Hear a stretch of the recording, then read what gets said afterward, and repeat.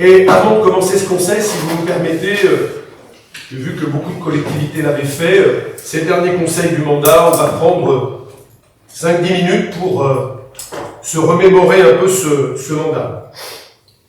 Ce mandat, mes chers collègues, que nous avons vécu, a été un mandat complètement hors norme, que jamais aucun autre élu n'a connu par le passé, et nous espérons que personne ne connaîtra un tel mandat sur le futur.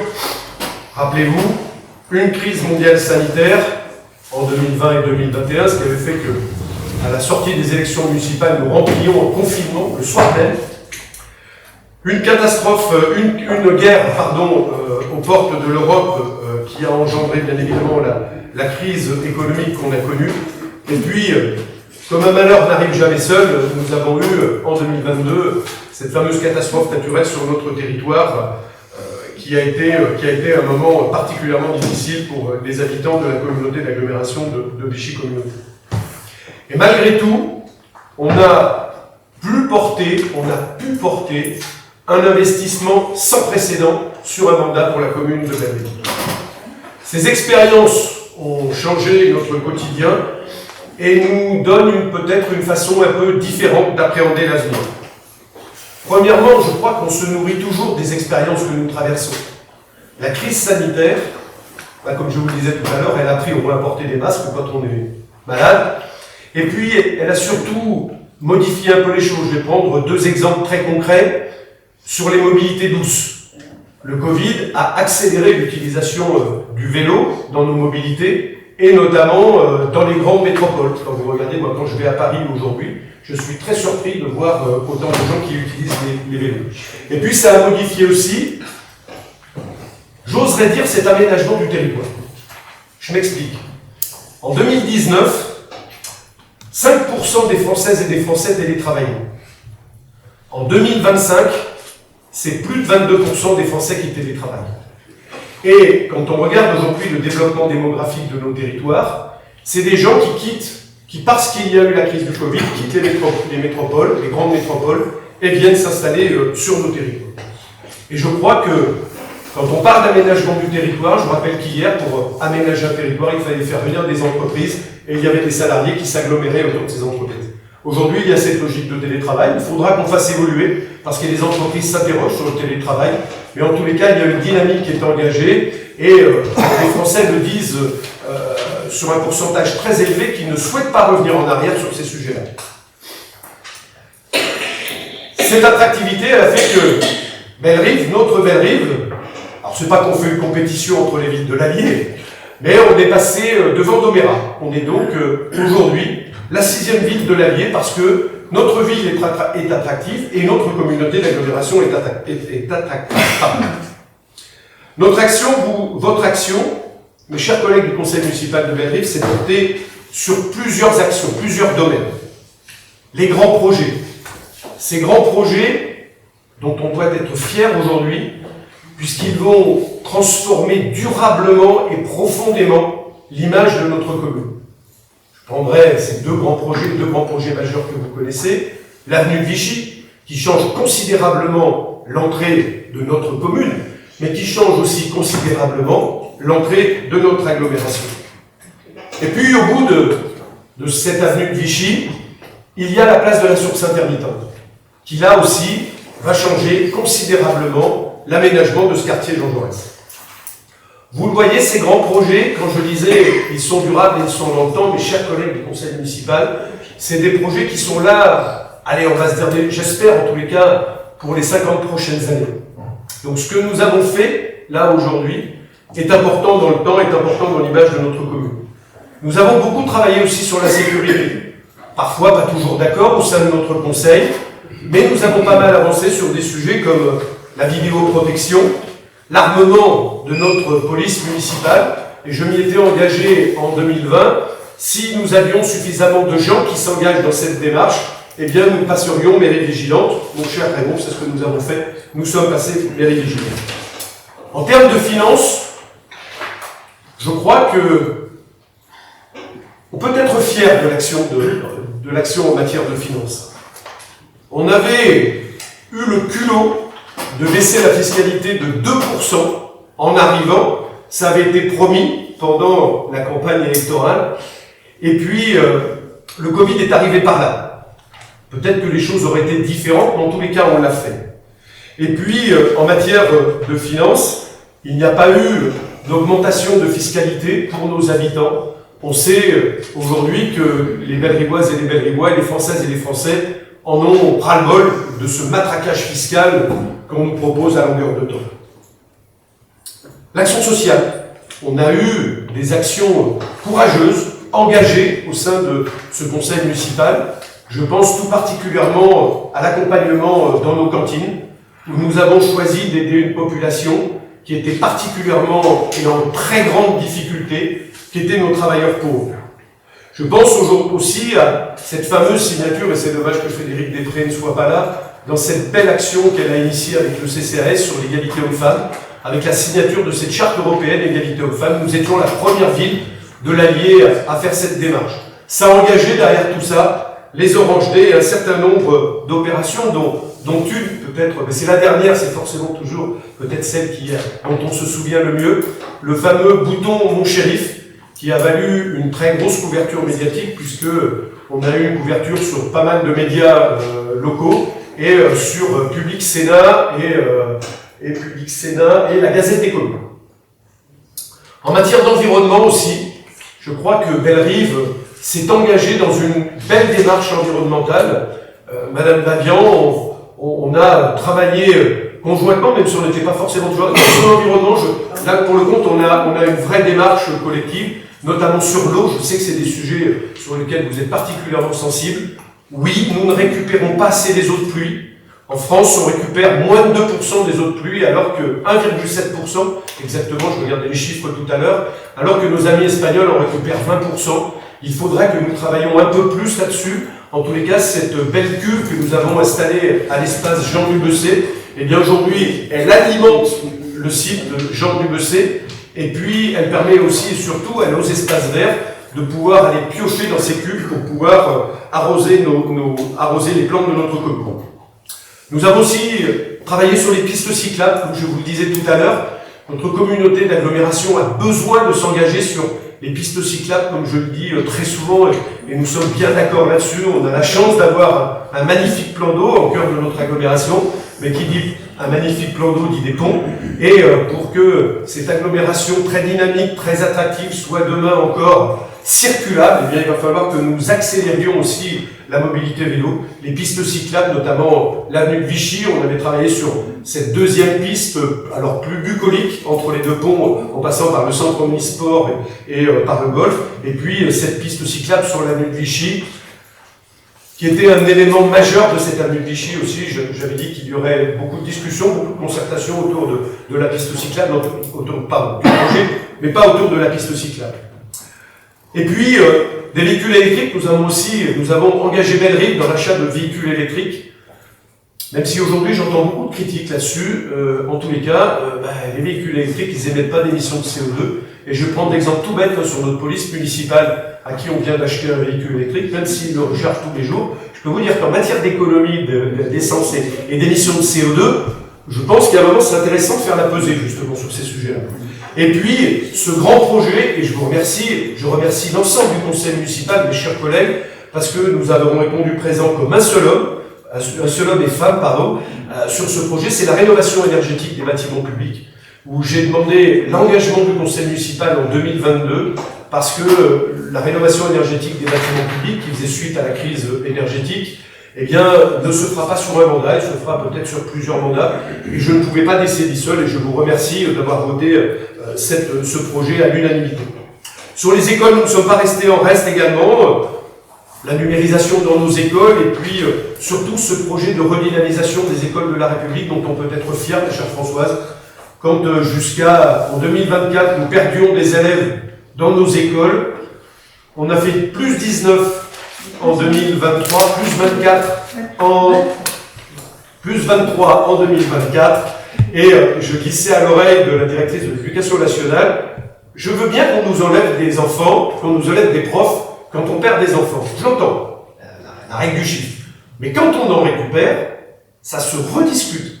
Et si on a le même résultat à la rentrée, à cette rentrée-là, ça vaudra le coup de se remettre autour de la table avec l'Éducation nationale pour revoir justement à comment on compense cette perte de poste que nous avions eue à Burlot en 2020.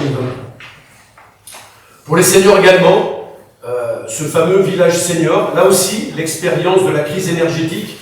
On avait fait le tour, ma chère Isabelle, tu te souviens, quand on a fait le tour le dimanche matin, on s'est rendu compte du nombre de ces femmes seules, veuves, qui habitaient dans des grandes maisons familiales et qui aujourd'hui seront 95% des personnes qui vont rentrer dans ce village qui est un vrai succès. Un peu plus de 60 demandes qualifiées pour 25 logements et c'est ce qui va, j'espère, encourager cette dynamique pour nos seniors. Et puis, bien évidemment, nos associations. Et là, vous me voyez arriver, je vais bien évidemment parler de cette maison des associations, alors qui aura été un petit peu longue, je vous l'accorde, qui a vécu aussi au rythme de ce mandat particulier. Quand la toiture a été terminée, elle a été détruite par la grêle en 2022. On a récupéré les tuiles de la maison des associations pour refaire l'école de nos petits à Max Dormois. Les commandes de tuiles étaient très compliquées et notre collègue Bernard, on suit cette doctrine, hein, on ne fait pas de travaux tant qu'on n'a pas fait les couvertures. Donc il a fallu attendre qu'on fasse les couvertures. Et puis, je crois que nous pouvons être fiers de ce vivre ensemble aussi que nous avons dans cette commune. Et j'aime à rappeler que Bellerive est un village et il faut que nous gardions cette logique et cette philosophie de village, mon cher Michel, avec le vivre ensemble, ces animations de l'été qui fonctionnent plutôt bien, où on s'adapte aux gens et notamment aux bals populaires. On nous demandait de faire de plus en plus de bals populaires. Je dois vous le confesser là ce soir, parce qu'on est sur le thème des conseils, je me disais ouais, les bals populaires à Bellerive, je suis pas certain.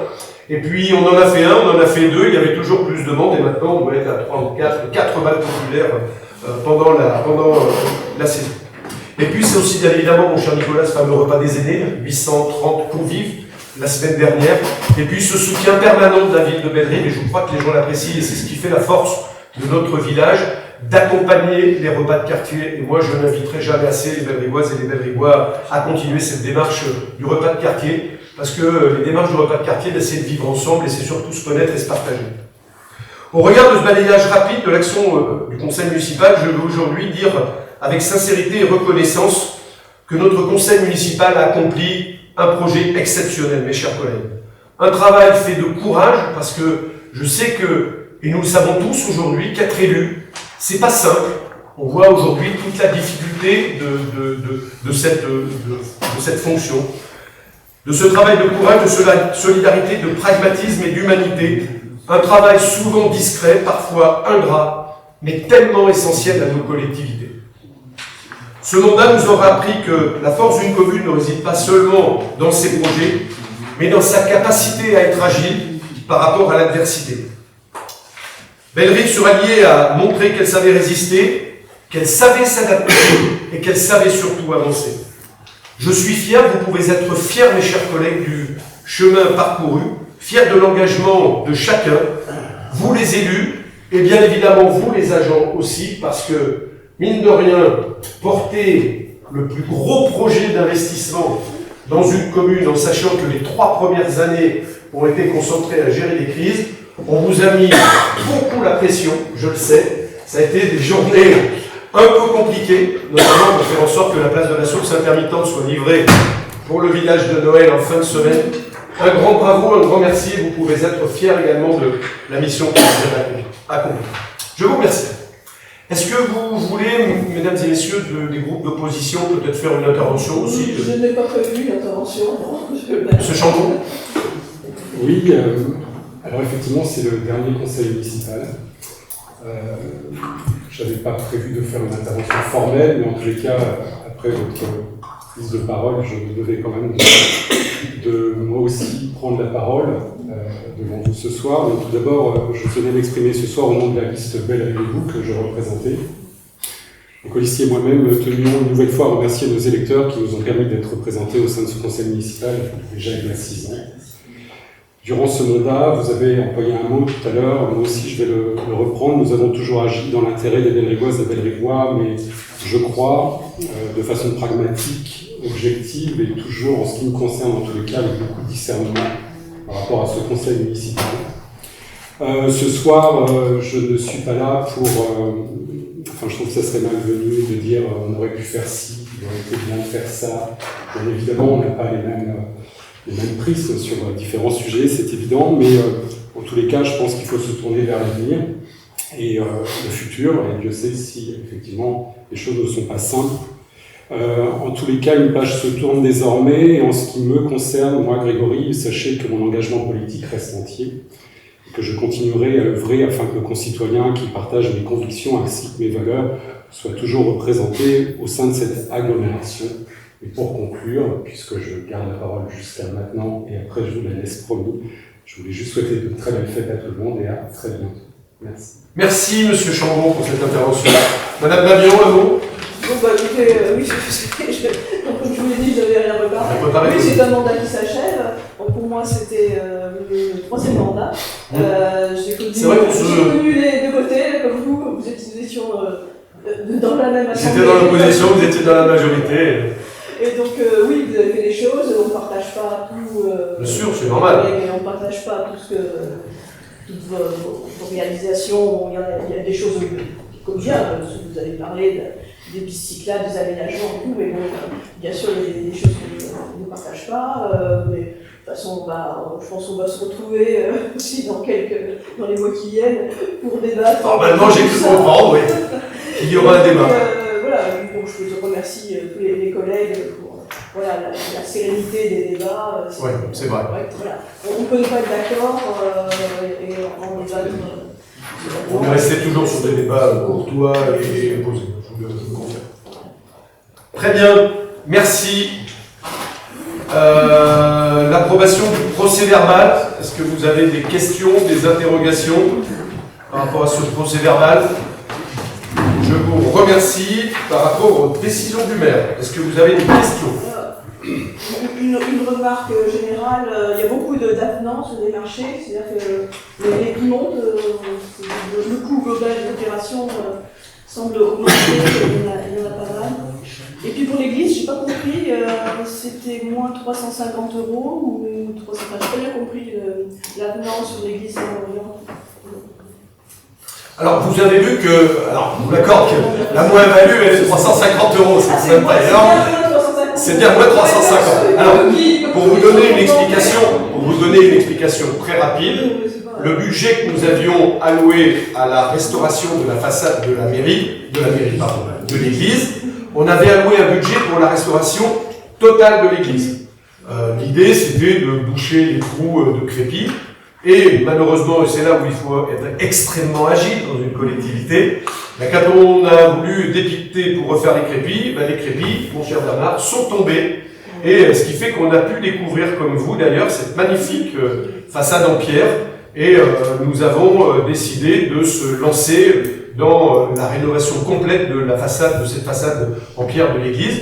Alors vous l'avez compris, hein, le budget global de reboucher les crépis, c'était le budget moins 350 €, ce qui veut dire que la totalité de la rénovation de la façade de l'église va coûter 4 fois plus cher, mais on le fera comme on le fait dans les familles, en prenant son temps, on fera une tranche par an, parce que c'est un peu compliqué budgétairement parlant, et ce qui veut dire qu'on arrivera, et je crois que c'est important de préserver cette magnifique façade de notre église et de valoriser ce magnifique patrimoine de notre commune. Et donc c'était au départ pour la totalité effectivement de la façade. Sur les autres avenants, il y en a un qui est notamment, c'était sur la rue Chalut. On avait un plus 50 000 €, tout simplement pourquoi? Parce que quand la société a décroûté la route, la route était en beaucoup plus mauvais état qu'on l'aurait imaginé, mais je me tourne vers le directeur général des services, et je sais qu'il est en train de négocier, parce que je vous rappelle que la route est départementale, et que c'est normalement à la charge du département. Donc on est en train de négocier avec le département pour que cet avenant, ce surplus soit pris en charge par le département.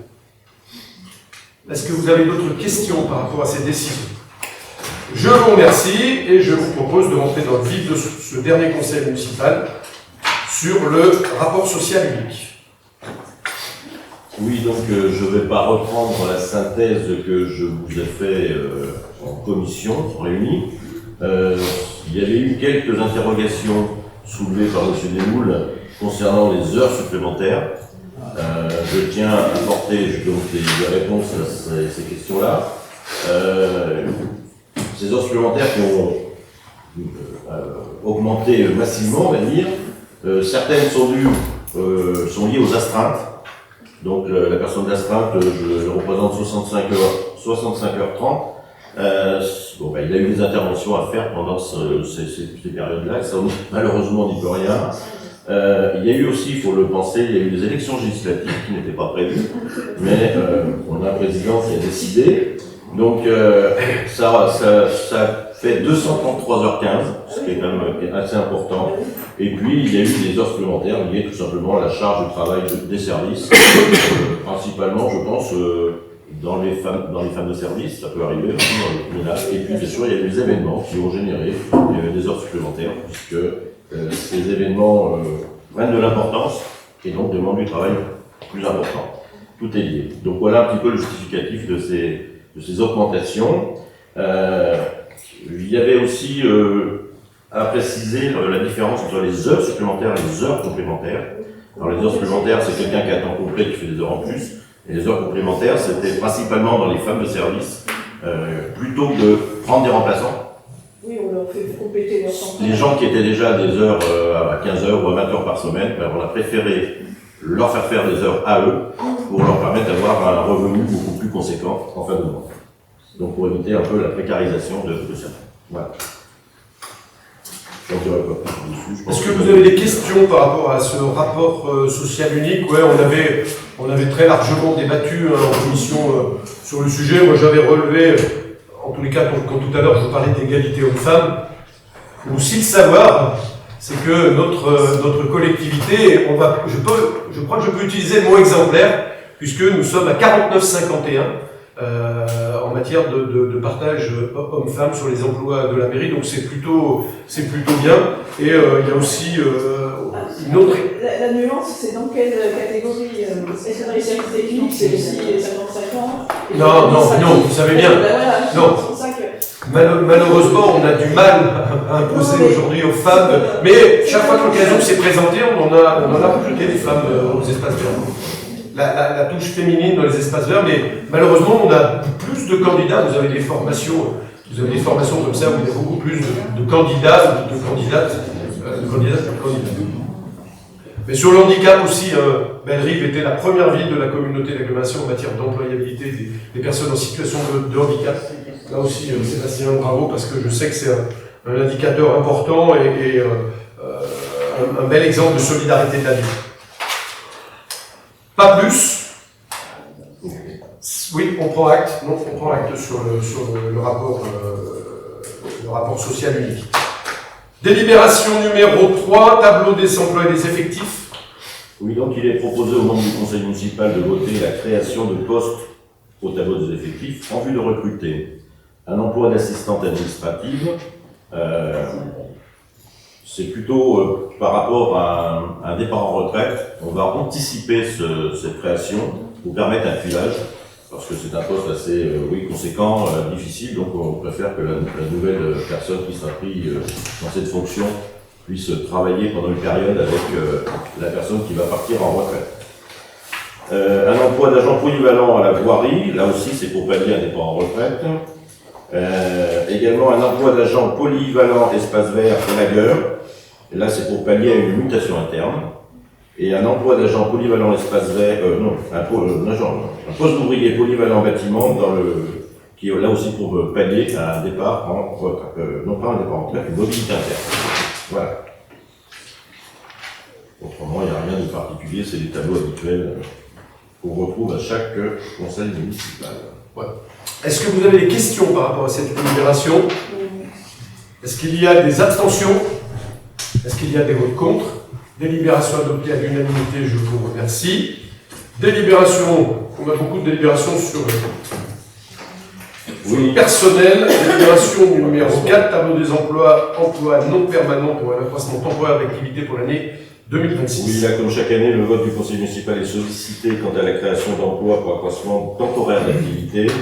Et pour l'année 2026, les besoins seront identiques à ceux de 2025, soit un emploi d'agent technique polyvalent, un emploi d'agent administratif polyvalent, un emploi d'agent d'entretien polyvalent et un emploi d'animateur. Ces postes permettront de pouvoir recruter des agents contractuels afin de répondre à un besoin ponctuel lié à une hausse imprévue de l'activité pour une durée maximale de 12 mois sur une période de 18 mois consécutifs. Est-ce que vous avez des questions par rapport à cette délibération, Madame C'est Ballon? l'accroissement d'activité. Je pensais que c'était pour l'été, pour remplacer les départs Non, ça c'est les saisonniers. C'est après.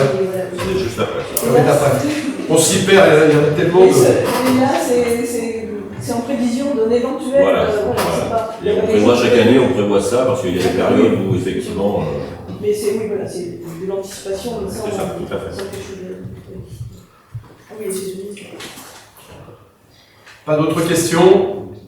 Est-ce qu'il y a des abstentions? Est-ce qu'il y a des votes contre? Délibération adoptée à l'unanimité. Merci. Maintenant, c'est les saisonniers. Donc là, chaque année, le vote du conseil municipal est sollicité quant à la création d'emplois saisonniers. Pour l'année 2026, les besoins sont identiques à ceux de 2025, soit 10 emplois non permanents. Pour assurer des missions d'agent d'entretien des espaces verts, 2 emplois, 1 mois chacun. Pour assurer des missions d'agent de propreté urbaine, 2 emplois, 1 mois chacun. Pour assurer des missions d'agent polyvalent logistique, 4 emplois, 1 mois chacun. Et pour assurer des missions d'agent polyvalent voirie, 2 emplois, 1 mois chacun. Le recours aux emplois saisonniers permet aux collectivités de renforcer temporairement leur équipe pour faire face à un accroissement d'activité aussi, certes, lié aux périodes estivales, aux vacances scolaires et aux événements culturels. Est-ce que vous avez des questions par rapport à cette délibération? Pas de questions. Est-ce qu'il y a des abstentions? Des votes contre? Délibération adoptée à l'unanimité, je vous remercie. Question numéro 6, personnel, élection professionnelle 2026, création d'une formation spécialisée santé, sécurité, conditions de travail. Oui, alors par délibération du 22 mars 2022, le conseil municipal avait validé la création d'une formation spécialisée en matière de santé, sécurité et conditions de travail au sein de son CST. La délibération qui est soumise au vote aujourd'hui est de reconduire la création d'une F3 SCT pour les élections professionnelles 2026. Cela permet de bénéficier de 2 instances avec chacune ses spécificités au sein de la collectivité. Voilà. Est-ce que vous avez des questions par rapport à cette délibération? Petite précision sur cette délibération, on a fait plus que ce qui est demandé puisque c'est obligatoire sur les collectivités de plus de 200 salariés et on a décidé, y compris de le mettre en place, même si nous ne sommes pas encore, et s'en faut, nous sommes très loin des 200 salariés. C'est important de le préciser. Est-ce que vous avez des questions? Pas de questions. Est-ce qu'il y a des abstentions? Et vote contre? Délibération adoptée à l'unanimité, je vous remercie. Michel, c'est encore à toi. Question. Protection sociale. On est à combien là? Oula, mais j'ai plus de- Protection sociale complémentaire. Insertion professionnelle, non, c'est pas ça. Que je me retrouve, parce que moi j'ai tous les dossiers. Là. J'arrive. Accordez-moi 2 petites secondes. C'est la maladie.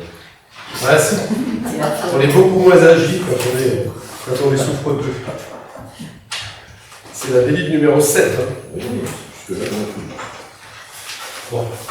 Ben, écoute, vas-y, je te laisse le soin de la présenter parce qu'on risque encore un petit moment avant que je la retrouve. Vas-y, je t'en prie. Alors, je tiens d'abord à rappeler aux membres du conseil municipal que cette délibération est la suite de celle qui a été prise le 27 mars 2025, pour laquelle on vous avait sollicité pour confier la procédure de mise en concurrence au centre de gestion de l'Allier afin de bénéficier notamment de l'effet de la mutualisation.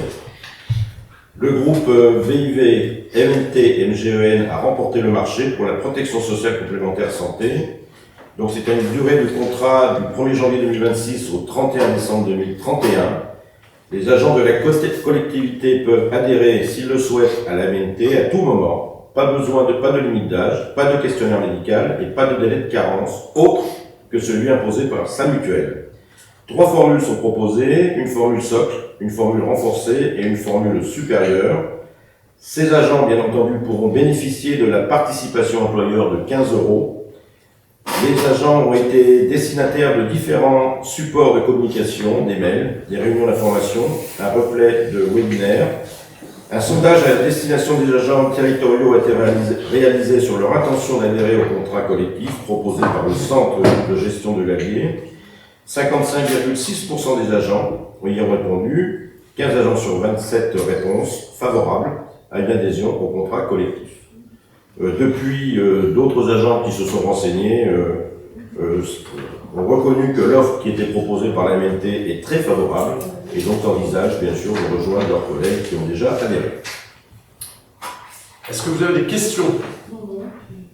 Est-ce qu'il y a des abstentions? Des votes contre? Délibération adoptée à l'unanimité, je vous remercie. Question numéro 9. Recours à les animateurs vacataires pour l'orientation d'action.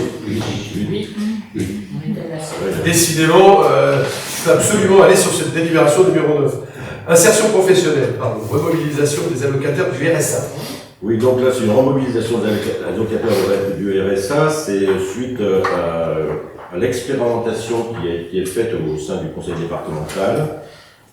Donc cette convention permet de renforcer notre soutien aux demandeurs d'emploi et donc principalement aux bénéficiaires du RSA, d'accueillir ces personnes dans la collectivité avec un accompagnement modernisé pour un retour le plus rapide possible vers l'emploi. Du moins, c'est ce que nous souhaitons. Voilà. Il n'y a rien de... On est sur la formule, vous vous rappelez, un CRSA contre 15 heures. C'est ça. Oui, oui, mais justement, oui. Donc, vous savez, on avait quelques réserves sur cette formule, parce que du coup, il y a quand même, ce sont des publics fragiles, les allocataires du RSA. Donc, il y a un accompagnement qui est demandé par la collectivité. Donc, est-ce qu'il y a des moyens, est-ce qu'il y a des tuteurs Il y aura des tuteurs, bien entendu. On est en train de rechercher ces tuteurs au sein de la collectivité, avec bien sûr un profil bien précis, forme de psychologie avec ces gens-là, être capable de transmettre positivement. Il ne faut pas bousquer ces trucs, il faut prendre le temps de leur expliquer les choses, leur montrer, pour leur permettre de reprendre une vie la plus normale possible. Et donc les aider dans cette démarche. Oui, parce que dans la convention avec le département, il est mentionné il y a des engagements de la structure d'accueil, et en particulier de prendre des mesures nécessaires pour assurer la sécurité et la santé physique et mentale. Bien sûr, mais tout sera prévu là-dessus. L'objectif. Se mobilise du personnel de la collectivité Oui. pour accompagner. En fait, c'est comme en apprentissage, hein, parce que public fragile, oui et non. Parce que n'oublions pas, et il y a des chiffres là-dessus, hein, 1/3 des bénéficiaires du RSA ne sont pas réemployables. On ne les remettra pas au travail, on le sait. Et 2/3 sont réemployables. Ça veut dire que si on arrive, pour être dans une démarche logique, à remettre 2/3 des bénéficiaires du RSA qui sont employables, je pense que notre député pourra nous en dire un mot, puisque les bénéficiaires du RSA ont été inscrits à France Travail par une loi il n'y a pas très longtemps, quand même, ce qui est complètement scandaleux. Parce que ça veut dire qu'à un moment, on accepte que des 5 millions de bénéficiaires du RSA en France, qu'on accepte que des gens, bien un moment comme ça, n'auront plus jamais travaillé. Donc l'idée, c'est un moment de ramener les 2/3 des bénéficiaires au travail, et je suis, moi, madame, convaincu que si on arrive à alléger la charge globale du RSA, peut-être que nous arriverons à beaucoup mieux aider, parce qu'ils sont aidés tous de la même façon, celles et ceux qui n'ont pas de choix pour le compte, qui sont vraiment des accidentés de la vie. Et on sait que le RSA, il y a plein de gens aujourd'hui bénéficient du RSA, mais ont une activité à côté. On travaille au noir, dans certains cas, on a vu même des gens qui étaient dans le trafic de stupéfiants qui bénéficiaient du RSA. Non, mais ça, c'est des choses à la marge. Ça arrive. Ce sont des publics fragiles, et il y a des freins à l'emploi qui sont en termes de mobilité, de logement, il y a beaucoup de... En tous les cas, on a 380 bénéficiaires du RSA à Bellerive. La mobilité, on est prêt, moi je suis prêt, on a des vélos électriques, on est prêt à prêter. On va mettre en place des tuteurs pour les accompagner à se remettre dans une démarche d'emploi. De l'autre côté, il faut qu'il y ait une vraie volonté de tout le monde, des bénéficiaires, une volonté de la collectivité en l'occurrence, mais des entreprises également, d'être dans une logique d'accompagnement. Et puis je crois qu'à un moment, il faudra réfléchir à comment on peut aller plus loin dans ces dispositifs. Là, pour le compte, ça nécessite aussi, et je compte beaucoup là-dessus, l'engagement des agents de la collectivité dans le cadre du tutorat. Donc il y a aussi, je crois que le retour à l'emploi de gens qui sont sortis depuis trop longtemps de l'emploi, c'est l'affaire de tous, c'est pas simplement l'affaire des élus, c'est aussi une affaire collective, une affaire de société où chacun doit s'engager. Nicolas, tu voudrais peut-être oui, quelques mots, puisqu'effectivement, cette mesure est issue d'une loi que nous avions votée il y a 2 ans, en 2021, 2023 et que cette mesure précise était issue d'un amendement de mon groupe, mon collègue Juvin, qui va dans le sens effectivement de l'insertion par l'activité. Dans RSA, il y a A c'est actif, donc activité. Effectivement, cette loi prévoit différentes mesures, l'inscription, vous l'avez dit, monsieur le maire, de automatique des bénéficiaires de RSA France Travail, ce qui, je pense que c'était le cas avec 23. la signature d'un contrat d'engagement personnalisé, et puis ces fameuses 15 heures, effectivement, d'activité pour tout bénéficiaire. Donc, bien sûr, dans les débats, Madame Bavian, ces arguments nous ont été opposés. Ce sont 15 heures d'activité qui peuvent prendre différentes formes, évidemment.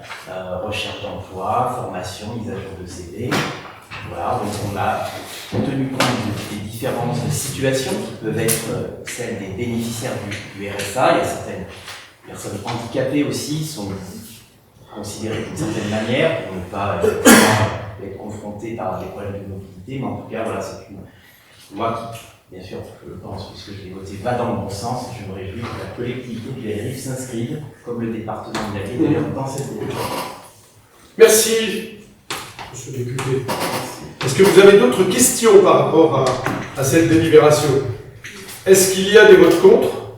Est-ce qu'il y a des abstentions? Donc, 2 abstentions. Délibération adoptée, je vous remercie. Délibération suivante, recours à des animateurs vacataires pour l'animation d'actions parentalité à destination des parents. Je crois que c'est Françoise, non? C'est Michel. Oui, donc c'est le recrutement de 2 agents vacataires pour accompagner donc les parents dans leur rôle pour la réussite éducative de leurs enfants via la mise en place d'ateliers. Je pense que ça va dans le bon sens. Peut-être François, vous compléter les choses.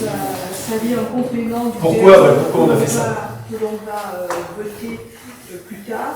Ce sont des ateliers qui seront à destination des parents des enfants qui vont être retenus dans les ateliers. Et ça sera dans un deuxième temps, le PRE qui était tout à l'heure comme vous demandez, l'atelier parents sera...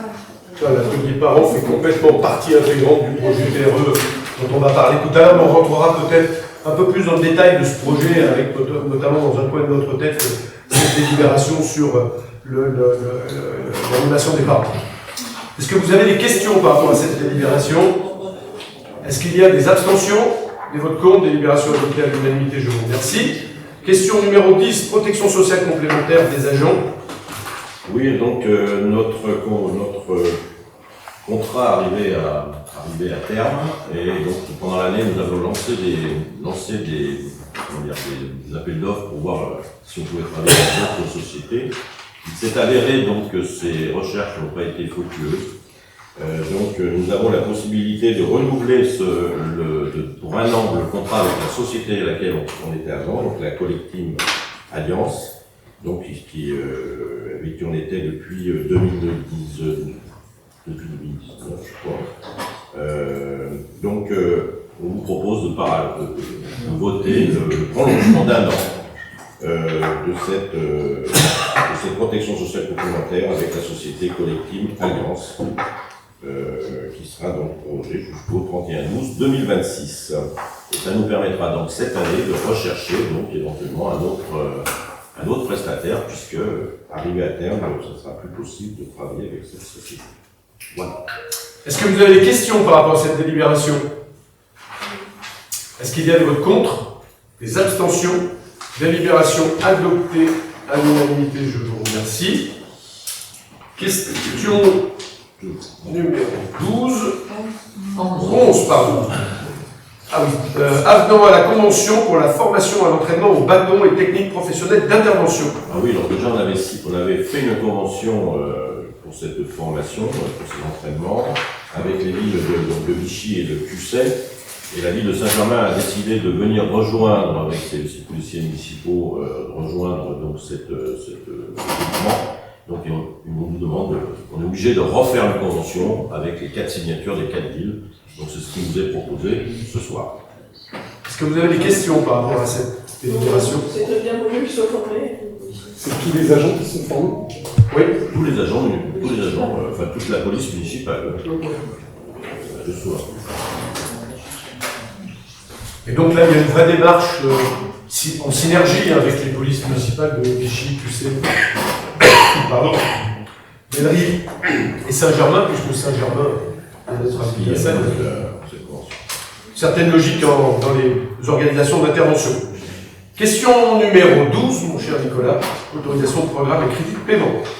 Oui, merci Monsieur le maire. Donc, il s'agit d'une délibération que nous prenons régulièrement pour actualiser notre autorisation de programme et crédit de paiement. Au début du mandat 2020, nous avions fait le choix d'utiliser cette technique de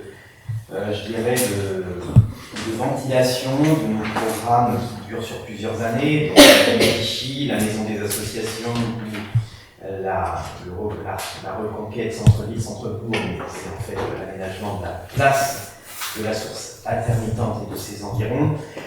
Donc on actualise tout simplement ces autorisations. On peut voir effectivement que cette année 2025, comme l'a dit Monsieur le maire, est une année forte de consommation de ces autorisations de programme.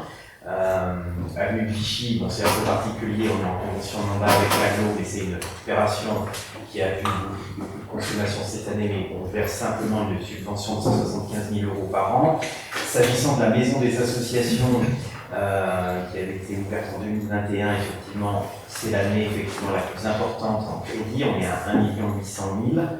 Il y aura des crédits pour finir les derniers mandats de 358 000 € en 2026. Puis enfin, pour reconquête centre-ville centre-bourg, effectivement, l'année 2025 est aussi là.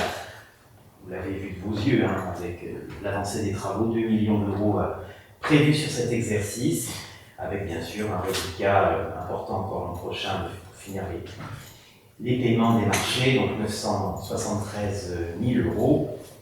Voilà, donc pour dire effectivement c'est une année importante d'investissement, cette année 2025. Pour en dehors de ces opérations, effectivement, nous sommes à 6,7 millions d'euros d'engagés et 5,6 millions d'euros de payés à ce jour. C'est avec les taux de réalisation et d'engagement importants, 92% d'engagement, 83% de paiement. On n'a pas toujours été bon, il faut le dire, moi je le reconnais, mais on s'est énormément amélioré, notamment sur cet exercice. On n'a pas été bon parce qu'à une époque, il y avait peut-être des problèmes avec le Covid, etc. et les marchés avaient des retards, mais cette année, il y a un vrai succès de la réalisation de nos programmes, et je tiens à remercier les entreprises, bien sûr, les services, et nos élus, bien sûr, Anne-Laure pour la place, Bernard pour entre autres, qui ont effectivement bien mené ces projets, et ça se voit au niveau financier dans cette délibération. Merci. Je suis impardonnable avant de vous donner la parole si vous avez des questions. On n'a pas voté la question numéro 11 sur la formation de nos policiers municipaux au bâton. Est-ce qu'il y a des abstentions et votes contre? Délibération adoptée. Je vous remercie. Alors, question numéro 12, autorisation de programme. Est-ce que vous avez des questions? Non, monsieur. Effectivement, on est dans une année exceptionnelle. Là, effectivement, c'est vrai que moi, mon indicateur pendant longtemps, et je le reconnais volontiers, c'était l'engagement, parce que je partais du principe qu'à partir du moment où on était dans les tuyaux des finances, pour moi, c'était réglé. Je sais qu'on a eu souvent quelques points de divergence avec l'opposition sur ces sujets, mais c'est vrai que cette année, effectivement, grâce au travail des uns et des autres, on est dans une très très belle année, puisque aujourd'hui, on n'est pas en engagé, on est en payé. Et c'est une bonne nouvelle. Est-ce qu'il y a des votes contre par rapport à cette délibération? Des abstentions? Délibération adoptée à l'unanimité, je vous remercie. Décision modificative numéro 2. Donc effectivement, on propose une dernière décision modificative à notre budget principal, une DM, décision modificative qui a des enjeux limités, puisque je rappelle qu'on a effectivement peu de changements dans les différentes opérations.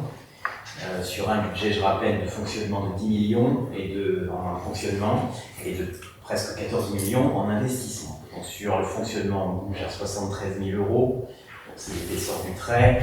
Alors, qu'est-ce qu'il y a dans cette décision modificative? Donc en fonctionnement, en dépenses, on augmente de 30 400 € le chapitre 014 atténuation de produits. Donc, il s'agit que je ne me trompe pas, voilà, c'est effectivement une hausse des reversements à la communauté d'agglomération dans le cadre des attributions de compensation. Alors, c'est différentes raisons, l'actualisation de la masse salariale transférée, l'entretien de la boucle des vies qui nous est actualisé, certaines délégations de mission. Donc, pour l'agglomération, on a 12 000 €. Et plus important, on a eu des dégrèvements de taxes d'habitation, logement vacant, en fait, les services fiscaux, taxes. Et parfois, il y a des contribuables qui contestent et donc qui, à juste titre, qui ont bénéficié des dégrèvements, et bien comme ce sont des impôts locaux, effectivement, les services des impôts nous enlèvent sur nos recettes fiscales ces produits. Donc voilà, ça s'élève à 18 400 €. Donc voilà, deux explications de ces 30 000 € d'augmentation de dépenses. Voilà, vous avez virement à la section pour 42 000, en recettes, ça c'est plus intéressant. Nous avons 15 000 € de recettes supplémentaires sur les atténuations de charges. Il s'agit d'un remboursement dont on a bénéficié du Fonds national de compensation du supplément familial de traitement. Je ne rentre pas dans le détail, en fait, voilà, le supplément familial de traitement c'est pour les agents de notre commune. J'apprends qu'il y a un fonds de compensation, effectivement, tant mieux pour nous soutenir dans le paiement de ce supplément familial de traitement, c'est les agents qui ont des enfants. Ensuite, le chapitre 75, autre produit de gestion, on a plus 64 800 €, ça c'est bien aussi. Puisqu'on a touché 46 000 € de la CARPA, c'est-à-dire la caisse des avocats, puisqu'on a perçu, suite au jugement de la Cour administrative d'appel de Lyon, dans le cadre du litige avec les douves du château du Beau. Donc on a été dédommagés, c'est une partie, donc bien sûr on nous a pris et ça rentre dans cette ligne. Nous avons également eu plus de recettes que prévu, parce qu'on est toujours prudent et caudré dans les recettes, et on a bien loué. Monsieur le maire et ses recettes dynamiques sera content. La salle Jean Lupsé, la maison des artistes aussi qu'on a loué, et plus différents ajustements, ce qui permet donc d'avoir une ligne supplémentaire de 64 000 € de recettes. Et on a un moins 6 500 en recettes. On avait prévu de placer, on l'a placé, la prime d'assurance, s'il y a des points pour cela, mais on a dû l'utiliser plus vite que prévu pour payer effectivement tous nos marchés de travaux. Donc on a dû récupérer ce placement pour alimenter notre trésorerie. Donc voilà pour ce moins 6 500. Sur l'investissement, quelques ajustements.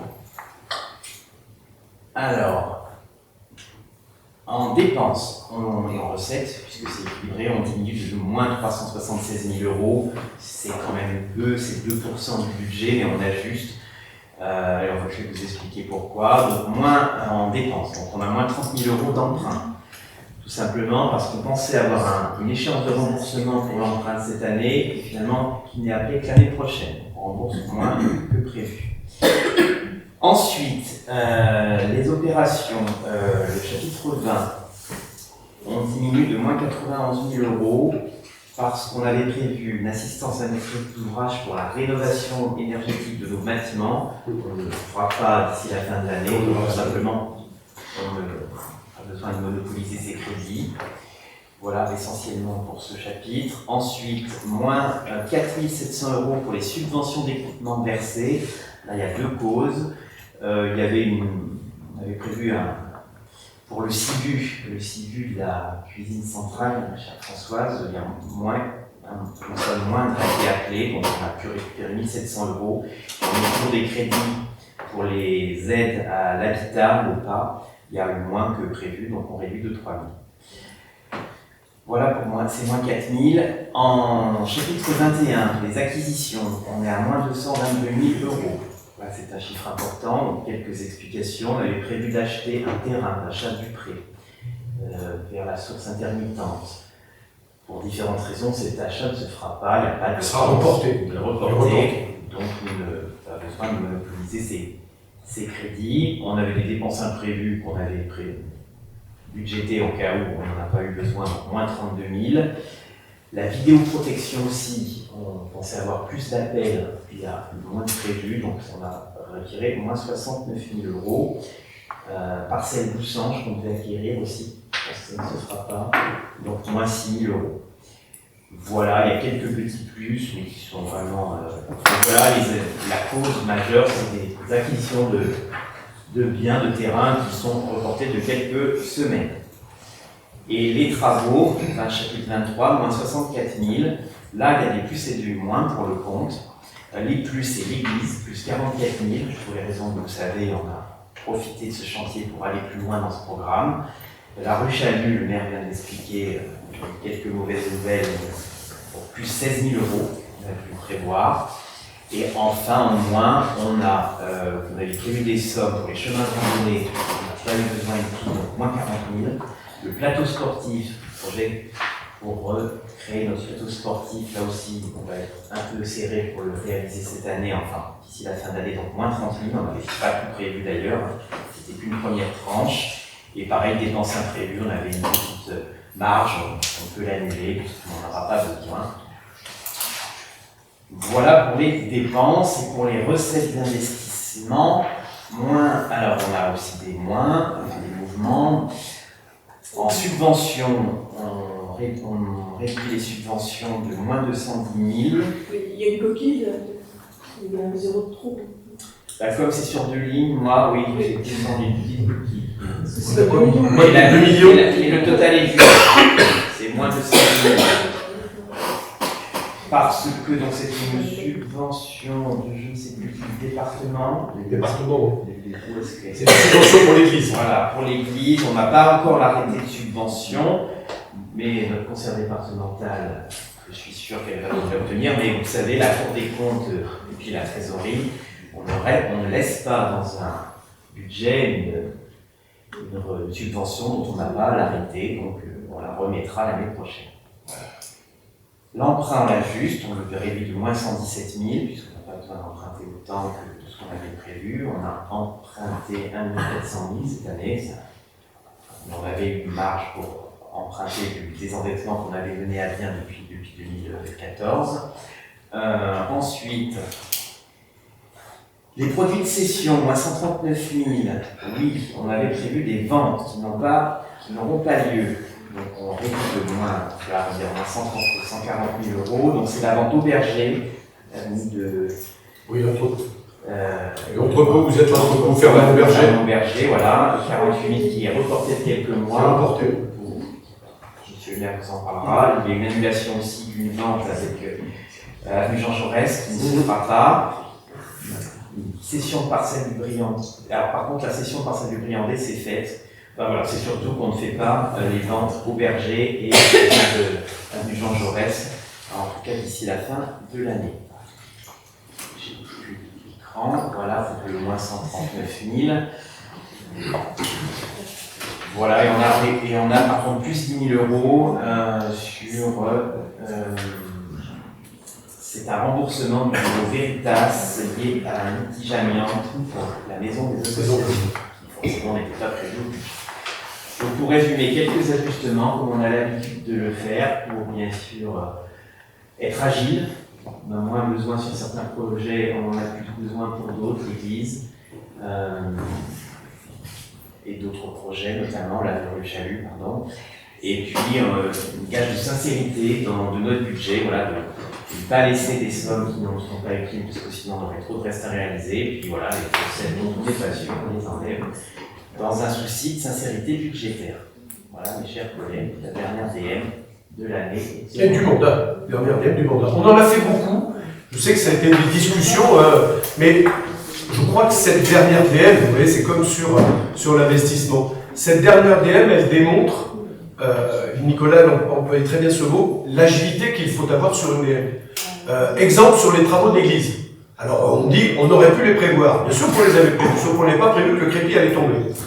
Pas de chance. Donc le crépi est tombé, il a fallu revoir autrement notre projet. Sur les acquisitions, nos porteurs de projets nous disent, nous en ce moment on a signé le compromis, mais encore on ne pourra pas acheter tout de suite. Et puis ça c'était l'achat de Fernand Berger sur l'achat de Fernand Berger pour transformer l'entrepôt de Fernand Berger en habitation, parce que ça n'a pas de sens que dans le cœur de ville de Bellerive, il y a un entrepôt. Et un entrepôt de surcroît de la commune, dans un cœur de ville. Et puis, je vous l'avais expliqué en commission, on a décidé de sortir d'un projet sur lequel nous étions engagés depuis très longtemps, avec un promoteur, je le dis comme je le pense, qui nous a amusés, il n'y a pas d'autre mot, qui nous a amusés, qui nous a pris pour des idiots, et à un moment, il a fallu taper du poing sur la table et dire qu'on sort de ce projet. Et on est sorti de ce projet. Ça veut dire que je suis à peu près convaincu, malgré tout ce qui avait été dit d'ailleurs avec ce porteur de projet, qui m'expliquait qu'on s'était déjà engagé beaucoup trop loin, que c'était ridicule de sortir, qu'on ira de toute façon beaucoup plus vite avec un nouveau. Parce que ça fait quand même depuis 2022 l'histoire. Depuis 2021, je crois, on avait commencé. Donc voilà ce qui a fait qu'on n'est pas allé au bout de ce projet sur les recettes à travers les ventes. Nicolas, j'aime bien le côté très optimiste. On a fait 48 000 euros de recettes, c'est effectivement par rapport à un jugement sur les douves, qui, je vous le rappelle, nous ont coûté 1,5 million d'euros. 1,5 million d'euros pour un chantier qui s'est mal passé, on va le dire. Et je sais, parce que les services nous ont alertés, qu'il va falloir y remettre le nez, parce que on a refait toute la partie devant le château, mais toute la partie arrière va être à refaire aussi. Donc, coût de l'opération, alors ça ne coûtera pas peut-être 1,5 million d'euros sur la dernière partie, mais ça va faire une belle facture quand même. Ça, avec l'ancien, il y a toujours des surprises, comme avec l'église. Oui. Mais à un moment, on voit bien que les responsabilités sur ce dossier-là sont très partagées. Hein. La commune a pris une très grosse part de responsabilité. C'est ce qui fait d'ailleurs qu'on était parti sur un remboursement qui était beaucoup plus important au départ, parce qu'on s'était dit que on fait appel à des professionnels, sauf que le tribunal, on a décidé autrement, et sur un coût d'1,5 million d'euros, on a 10% de remboursement. Est-ce que vous avez des questions, mes chers collègues, sur cette délibération, sur sa dernière décision modificative? Pas de questions? Est-ce qu'il y a des abstentions? Oui, Deux abstentions. Alors, deux abstentions, est-ce qu'il y a des votes contre? Délibération adoptée. Je vous remercie. Question numéro 14. Autorisation d'exécution des dépenses d'investissement 2026. Donc, c'est une délibération que nous passons chaque année en fin d'année pour permettre effectivement l'exécution des dépenses d'investissement avant le vote du budget 2026, qui aura lieu, je pense, après les élections municipales. Il y a différentes théories, différentes pratiques. Il y a des maires qui font voter les budgets même en décembre, d'autres en début d'année, d'autres avant les élections, d'autres après. On va pas trop parler avec monsieur le maire, mais je pense qu'on votera plutôt le budget après les élections. Je vais m'en expliquer 2 secondes, parce que c'est important d'expliquer. Encore une fois, à l'approche d'une élection municipale, je trouve surréaliste, pour pas dire plus, que l'équipe sortante vote un budget, fasse un débat d'orientation budgétaire, alors que peut-être dans 4 mois, il y aura une nouvelle équipe. Donc il y a un moment, on se dit, on laisse passer les élections municipales. Alors c'est vrai que c'est plutôt assez cadencé, parce que là, pour le compte, il va falloir faire quasiment un conseil municipal pour le DOB. Il faut laisser un temps entre le DOB et le budget, faire un conseil municipal pour le budget, sans parler de la mise en place du conseil. Ça va faire un travail un peu cadencé. Mais là aussi, encore une fois, j'aime bien faire des choses avec un peu de bon sens. Et ça ne me paraît pas du tout cohérent à un moment qu'une équipe sortante, à l'aube d'une élection municipale, fasse le budget alors qu'on va rentrer dans une élection dans moins de 100 ans. Parce que vous en pensez, Madame Fabian, mais autant laisser les coups des franches à une éventuelle future équipe qui va arriver. Oui, ça s'entend, mais c'est vrai que ça va être très juste. C'est vrai. C'est vrai. Alors, il y a beaucoup de collectivités qui votent en décembre, habituellement en décembre. La région, on vote oui, c'est une très grosse collectivité. Mais qui font ça. Après, c'est... Bon, après, je vous rappelle que il y a 6 ans, nous avons fait bien pire, puisque nous étions en Covid. On a voté en avril. On a fait les choses de manière très compliquée. Je crois qu'on a fait le blog et le budget même jour. Oui. On avait été autorisé à le faire. Je pense qu'on aura des conditions un peu plus sereines, j'espère. Oui, aussi. Et les délais, c'est sur 15 avril. 15 avril, oui. Donc Ouais. ça, c'est juste. Je ne sais plus la date. Ouais, le- C'est 15-20 mars, par là. Ça va obliger à cadencer, mais encore une fois, je crois qu'il faut Pour avoir... les services,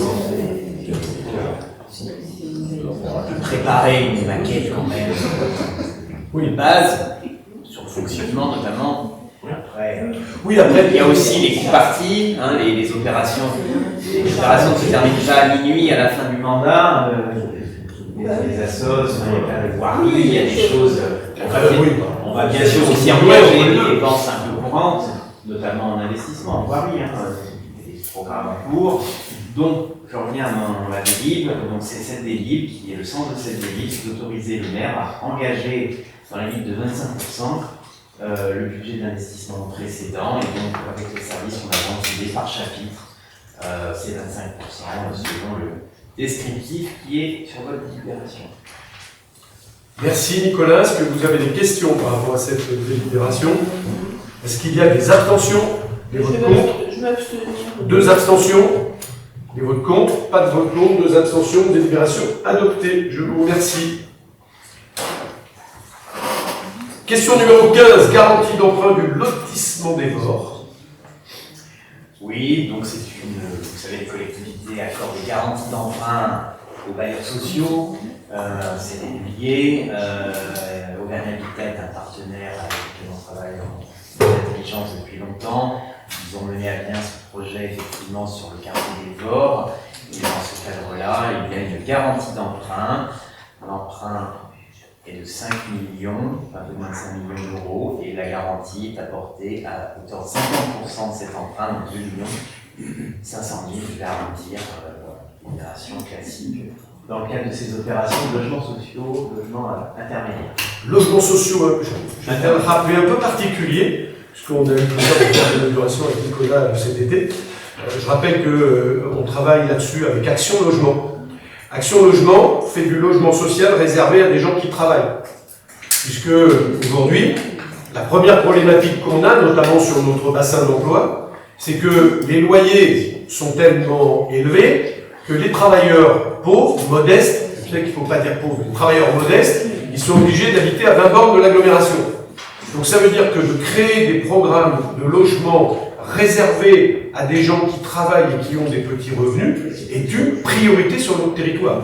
Il faut véritablement qu'on engage beaucoup de ces programmes-là, parce que vous suivez peut-être l'immobilier comme moi sur Bellerive et dans l'agglomération. Trouver une maison à moins de 1 000 € sur Bellerive, c'est mission impossible. Alors que là, dans les logements du chemin des Vors, on est sur 35 logements et en moyenne, les loyers sont entre 500 et 600 euros, 650 €. Donc on est sur des loyers plutôt hyper raisonnables. Et réservés à une population qui doit se trouver au plus proche du lieu dans lequel elle travaille. Est-ce que vous avez des questions sur cette délibération? Est-ce qu'il y a des abstentions?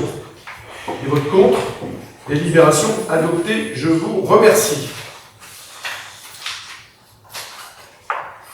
Délibération numéro 16, acquisition de la parcelle AH 773 à Nord.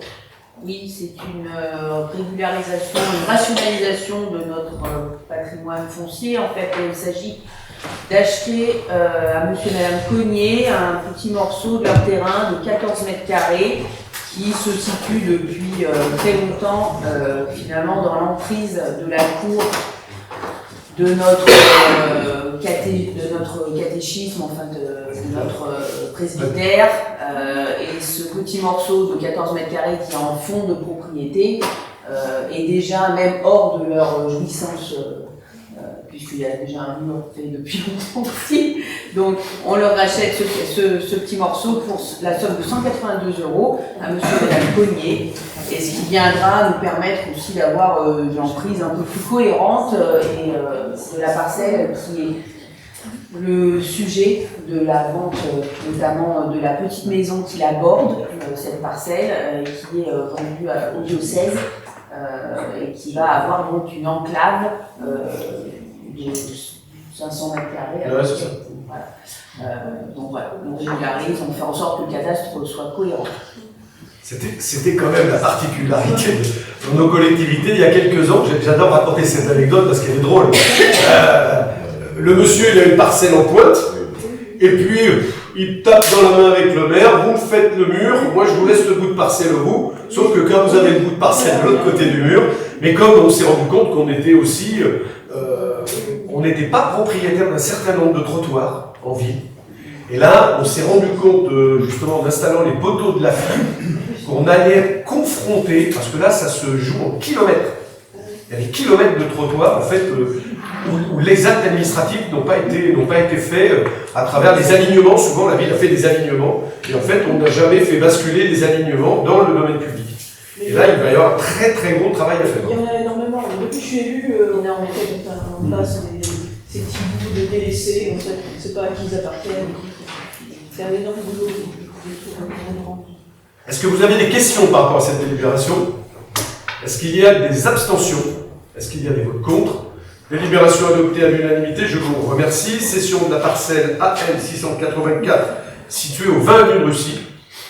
Donc là, c'est la parcelle concernée, c'est celle de la trésorerie, qui donc, a vu ses services, en tout cas d'ouverture au public, cesser il y a maintenant 2 ans.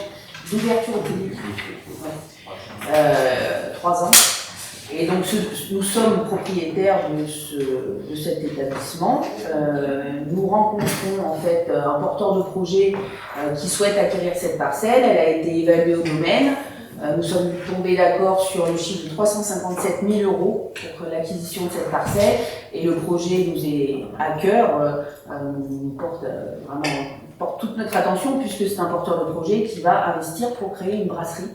En tout cas, un commerce de bouche, juste en face, le parc de la Source. Donc, c'est évidemment un projet une vente qui est stratégique et très intéressante pour la vie des Berrigois. Oui, si je veux quelques questions là-dessus. Dans les parcelles, c'est un bâtiment, donc c'est plus qu'une parcelle, qui est quand même très bien située. La question que je me pose, voilà, vous dites que ce sera que le projet, c'est faire un tour. Enfin, on n'en sait rien, on vend, la ville vend, et après l'acquéreur, il fera bien ce qu'il voudra. Il n'y a aucune garantie. Après, on peut mettre un certain nombre de conditions suspensives dans une vente, et on peut, de toute façon, encore une fois, et c'était la question que vous étiez posée, pour l'instant, on n'a jamais été déçus.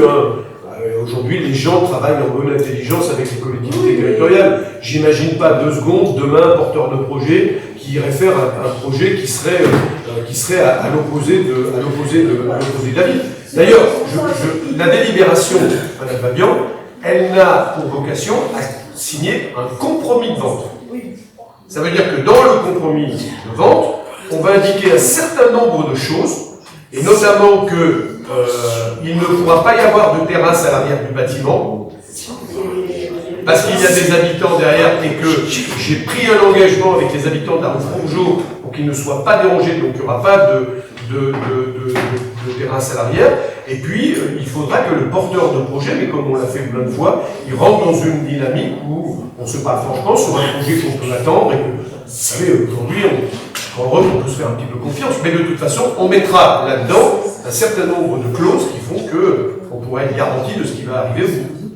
Oui, enfin, après, l'acquéreur, il peut ne pas avoir les crédits, les frais nécessaires pour faire ses travaux. Tout à fait. Plein de choses. Tout à fait. Aussi, voilà, il y a déjà l'autre exemple, la ville aussi, à côté de Magnolia, le local commercial, il est toujours occupé. Le local commercial, c'est différent, madame. Parce que ce local commercial, on a lancé un appel à projet. Vous savez que dans nos collectivités territoriales, on peut rester propriétaire de ce bâtiment. On est dans nos collectivités territoriales et dans ce pays de la simplification administrative. Quand vous lancez une idée, il faut des mois et des mois, il faut faire des inscriptions, il faut recevoir des gens. Donc là, aujourd'hui, on a lancé l'appel à projet au mois d'août. Au mois d'août, les travaux sont terminés en mai-juin. On a lancé l'appel à projet au mois d'août. Il y a un certain nombre de conditions pour lancer l'appel à projet, le temps que les gens répondent, alors ça a pris encore au moins 2 mois. Et puis on a choisi dans les porteurs de projet, on en a choisi un. Et ça sera je crois qu'on avait lu son conseil, ça sera une fromagerie. Et on est dans une mécanique de fromagerie, dans une logique d'incubation de commerce. C'est notre ami Jean-Sébastien Lavoie qui a lancé cette idée à QC, qui est une très bonne idée.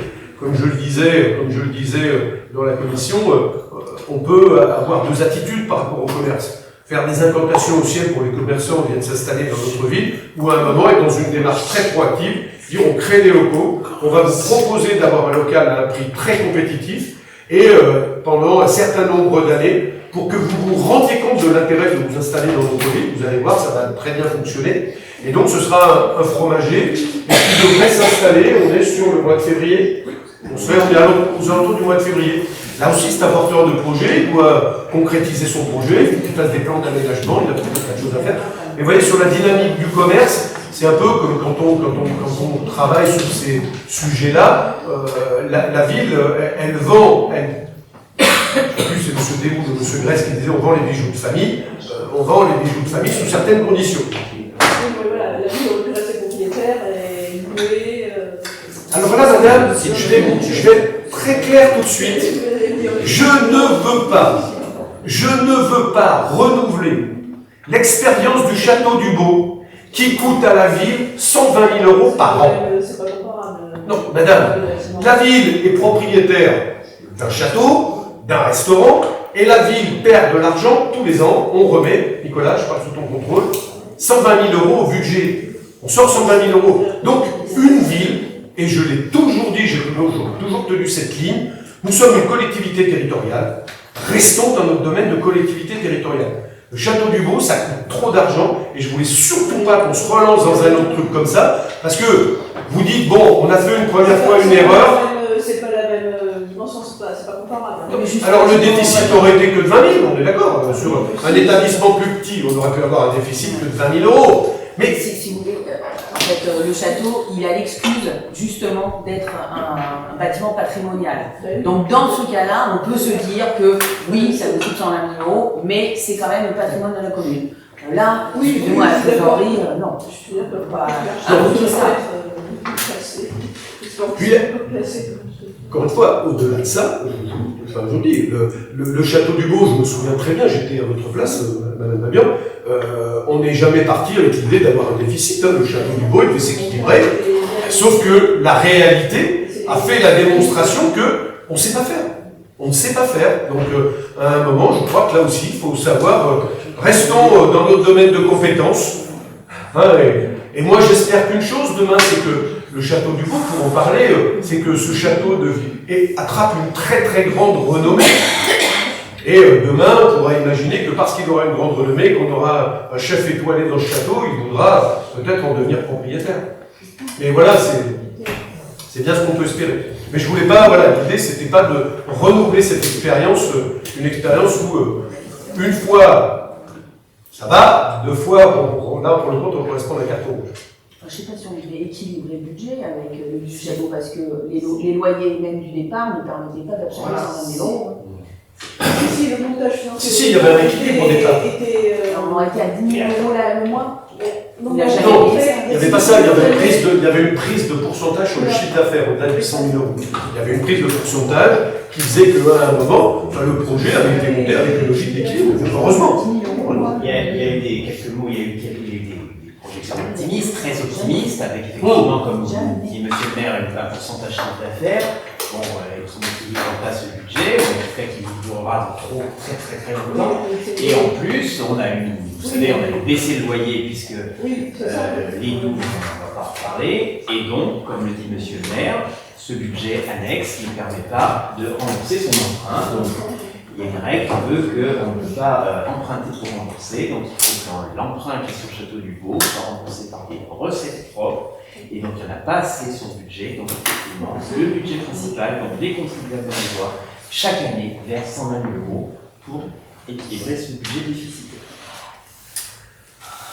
Est-ce que vous avez des questions par rapport à cette délibération de signature de compromis, je vous rappelle? Oui. Est-ce qu'il y a des abstentions?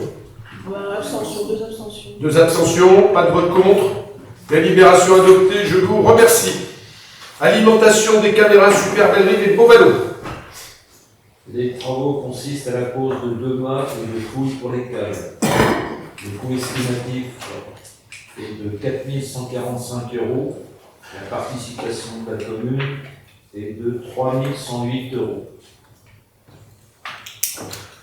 C'est des poteaux, des mâts et une alimentation électrique pour mettre éventuellement nos caméras mobiles, parce que vous savez qu'on s'est équipé, on va s'équiper, on s'équipe de caméras mobiles qu'on pourra installer dans les quartiers justement pour lutter contre les cambriolages, quand on a des vagues de cambriolage dans un certain nombre de nos quartiers.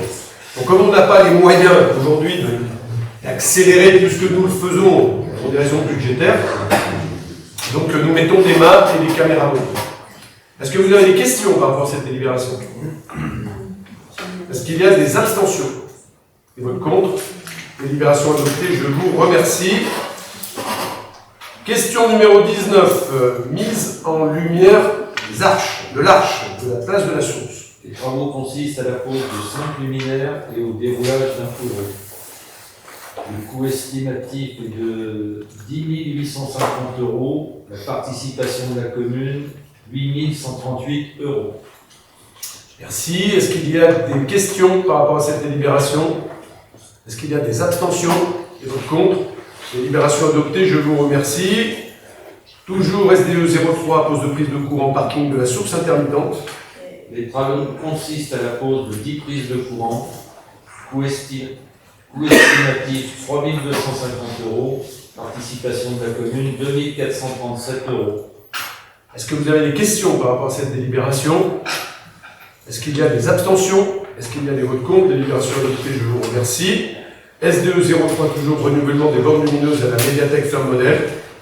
Les travaux consistent à la dépose des anciennes bornes et à la repose de nouvelles. Renouvellement de 6 bornes existantes par 6 nouvelles blanches. Le coût estimatif est de 4 535 €. Participation de la commune, 2 267 €.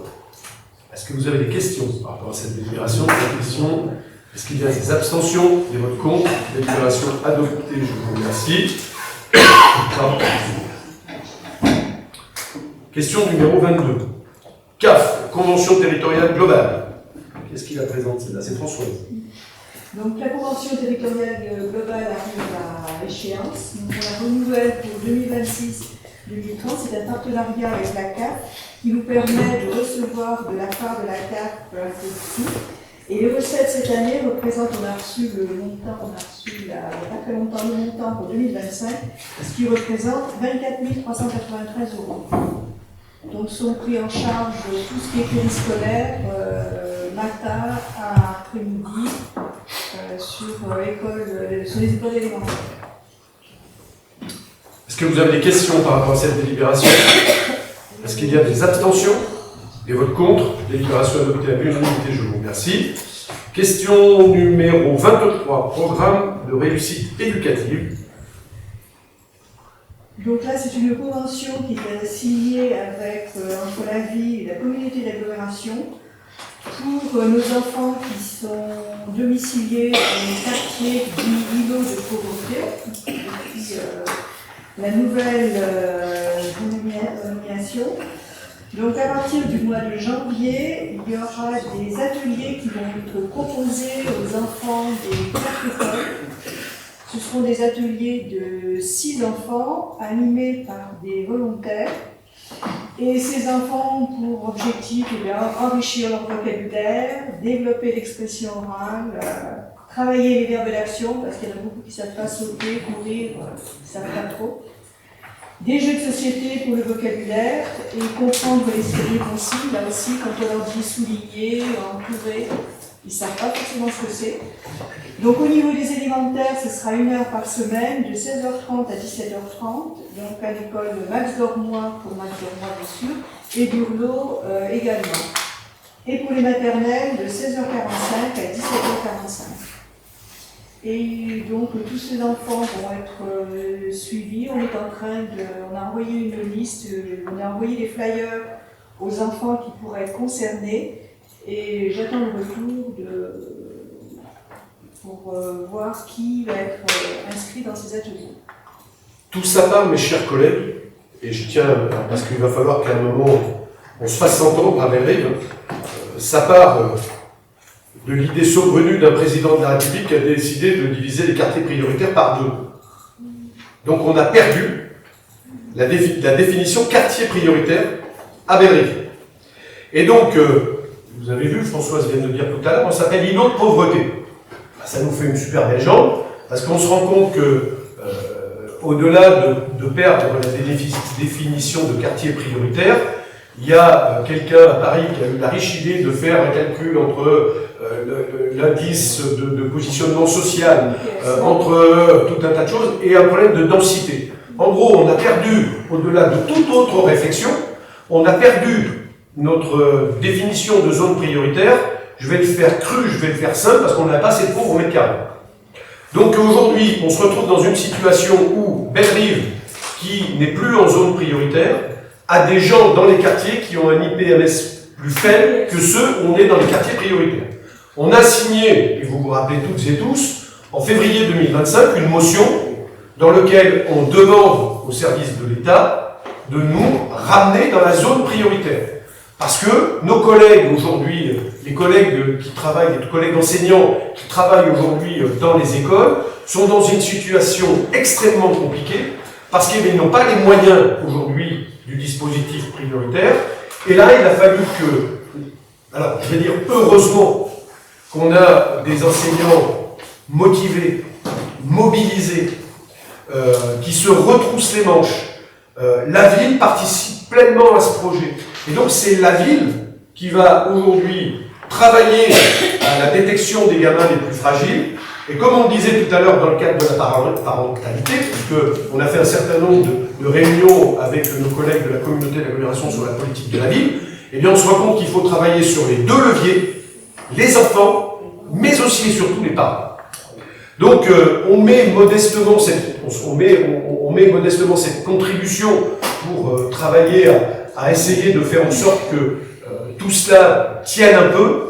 En tous les cas, je pense qu'à un moment ou à un autre, il va falloir que la ville de Bellerive se retrousse, qu'on soit beaucoup plus actif sur ce sujet du retour à la zone prioritaire, parce que je me souviens au départ, on m'avait dit oui, mais vous savez, alors Bellerive, oui, mais on l'a enlevé, mais Bellerive aurait plutôt tendance à sortir naturellement de la zone prioritaire. Dont acte, je veux bien l'entendre, ça c'est comme quand on enlève des profs parce qu'on perd des gamins. Mais si à un moment on se rend compte qu'effectivement ça n'est pas arrivé, que Bellerive sorte et que effectivement on a un taux d'IPMS qui est beaucoup plus élevé que dans les quartiers prioritaires, le bon sens voudrait que dire bon, effectivement on s'est trompé, on revient et on met Bellerive en zone prioritaire.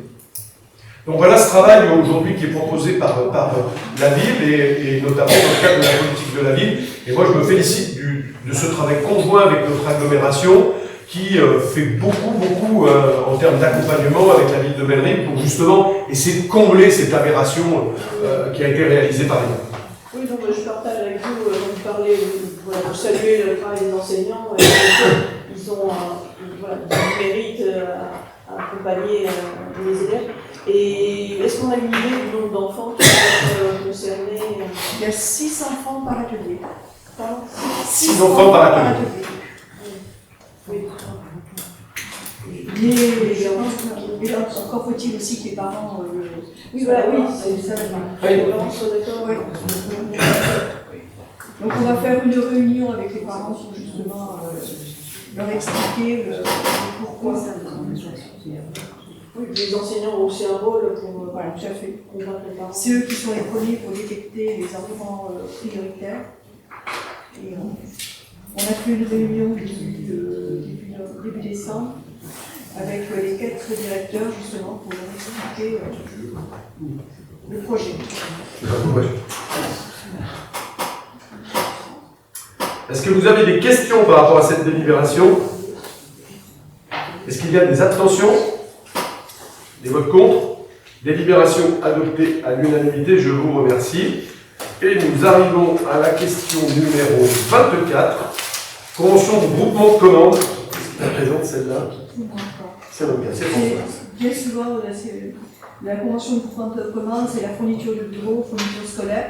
Donc nos écoles en consomment un certain nombre. Les marchés arrivent à échéance en 31 décembre et le 28 avril. Donc on relance une consultation Actuellement, c'est PG10 qui répond à l'appel d'offres. Et là, on re-signe on va re-signer pour une nouvelle convention. Est-ce que vous avez des questions par rapport à cette délibération? Est-ce qu'il y a des abstentions, des votes contre? Délibération adoptée à l'unanimité, je vous remercie. Question numéro 25, les tarifs municipaux. Isabelle. Les tarifs municipaux, c'est ce qu'on vote, on les vote tous les ans, et cette année, il n'y a aucun changement de tarif municipal. Pas d'augmentation. Pas d'augmentation. Est-ce qu'il y a des questions par rapport à cette délibération? Est-ce qu'il y a des abstentions? Des votes contre? Délibération adoptée à l'unanimité, je vous remercie. Réforme du matériel municipal. Donc il est porté à la connaissance de l'Assemblée que plusieurs matériels appartenant à la collectivité sont désormais hors d'usage et économiquement non réparables. Après avis des services concernés, il apparaît nécessaire de procéder à leur réforme conformément aux règles de gestion du patrimoine immobilier de la collectivité. Donc cette réforme permettra la sortie de ces biens de l'inventaire de la collectivité, leur mise au rebut selon les modalités prévues par la réglementation. Est-ce qu'il y a des questions par rapport à cette délibération? Est-ce qu'il y a des abstentions? Des votes contre? Délibération adoptée à l'unanimité, je vous remercie. Question numéro 27. Subvention exceptionnelle à l'association Yogariv. Alors, le Yogariv, l'association va fêter son 10e anniversaire, donc on va lui allouer une subvention exceptionnelle de 500 €. Ouais, ça, c'est un vrai soutien dans le dispositif de la ville, les anniversaires sur les 10 ans, les 20 ans. Il y a tout un dispositif et c'est bien de soutenir ces fameux anniversaires de nos associations. Est-ce que vous avez des questions par rapport à cette délibération? Est-ce qu'il y a des abstentions? Des votes contre? Délibération adoptée, je vous remercie. Question numéro 28, subvention 2025 aux associations. Là, c'est un réajustement là, pour la cotisation du CNAS pour le comité des œuvres sociales. Il y a eu d'autres adhésions, donc du coup, il faut réajuster la cotisation. Donc, on avait voté une cotisation à montant forfaitaire de 25 680 €. Et là, il faut que l'appel de cotisation s'élève à 26 340 €. Donc, voilà pourquoi on revote cet ajustement. Est-ce qu'il y a des questions par rapport à cette délibération? Est-ce qu'il y a des abstentions? Des votes contre? Délibération adoptée, je vous remercie. Question numéro 29, demande de transfert du domaine public fluvial au profit de la commune. Ah, c'est bon, pardon. Donc, comme je vous l'avais expliqué en commission, aujourd'hui, le domaine fluvial ne nous appartient pas. Il appartient à l'État. Sauf que, dans les bonnes règles entre les collectivités et l'État, c'est que si l'État perçoit les redevances, l'État entretient les berges. Donc, on s'est dit avec le maire de Vichy qu'il serait judicieux de dire à l'État, comme vous n'entretenez pas les berges, ça serait quand même juste et avec un peu de bon sens que nous percevions les redevances qui sont liées aux berges. Avec aussi, et c'est peut-être le plus grand intérêt au-delà de la perception de la redevance qui ne sera pas énorme, c'est peut-être aussi de pouvoir garantir à nos restaurateurs, et notamment quand ils font des investissements, peut-être des durées un peu plus longues en matière de redevances, et c'est ce qu'il faudra que nous étudions si on a cette possibilité. En tous les cas, voilà, remettre les choses dans le bon ordre. Hein. On entretient, c'est normal que nous percevons les redevances. Mais moi, j'ai une interrogation, parce qu'il peut y avoir de l'entretien, d'accord, quand on acquiert un domaine, il y a les charges qui vont avec. L'entretien, c'est une chose, mais il peut y avoir des accidents, il y a des inondations, il y a quelques années, il y avait eu, du côté de la promenade, il y avait eu, le barrage s'était vidé d'un coup, une panne avait lâché, il y avait eu des effondrements de l'allée. Enfin, voilà, s'il y a des accidents, ce sera à la charge de la collectivité. S'il y a des entretiens exceptionnels. Non, pas forcément, parce qu'il me semble que dans la partie sur la loi sur l'eau, vous avez une partie, les parties des berges, pour l'instant l'État, le centre de la rivière c'est l'État, et les berges c'est. Voilà. D'accord, oui, ça restera. De toute façon, aujourd'hui, Si on a un dysfonctionnement sur les berges de l'Allier, c'est nous qui réparons à chaque fois, que ce soit côté ville de Vichy ou côté ville de Bellerive, à chaque fois on assure l'entretien de nos berges. Donc sur des débits majeurs, sur des dysfonctionnements majeurs, là je pense qu'il en serait tout autrement. Après ça serait lié à des catastrophes naturelles, souvent les accompagnements par J'ai une autre question par rapport à c'est juste la partie entre le pont Bellerive et jusqu'au début de la boucle des îles, c'est que cette partie oui, en vert. parce que là aujourd'hui on a une convention avec la ville de Vichy. Ah oui, parce que l'autre côté c'est les propriétés de la ville de Vichy. Alors c'est propriété de la communauté d'agglomération, ex-district, pardon. Mais aujourd'hui, on a une convention avec la ville de Vichy sur cette partie entre le pont Jacques Chirac et le pont de l'Europe, et on restera sur la même convention avec la ville de Vichy. C'est un conventionnement entre nos deux villes. D'accord, donc Bellerive, ça ne pour c'est que la partie en vert. C'est ça. Pas d'autres questions? Est-ce qu'il y a des votes contre? Les abstentions, délibération adoptée, je vous remercie. Et puis enfin, question numéro 30, la motion de soutien au contournement nord.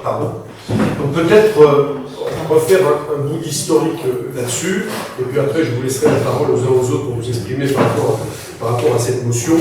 En tous les cas, je suis très heureux et très content de voir qu'il y a quelques semaines, nous avons reçu le président de la région Auvergne-Rhône-Alpes, qui est venu nous annoncer que dans le cadre du CPER 25-27, on allait avoir une enveloppe de 27 millions d'euros pour le contournement nord, ce que nous avons, moi j'ai perçu comme une excellente nouvelle. Et pourquoi?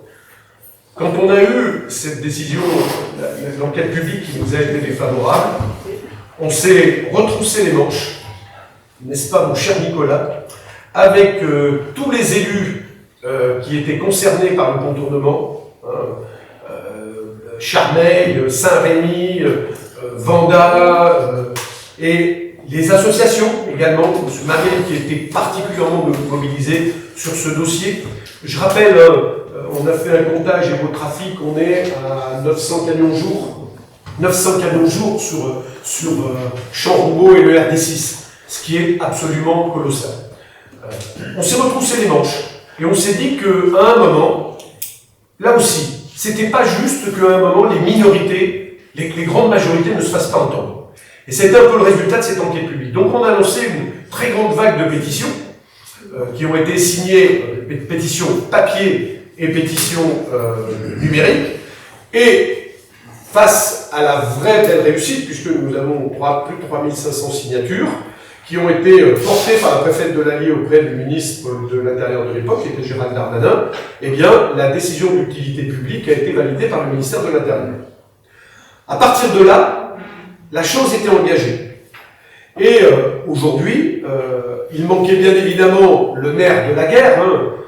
Je rappellerai que le département a fait le contournement sud, les services d'autoroute ont fait l'accès Ghana jusqu'à Vichy, et il restait cette part de l'État qui devait faire le contournement nord.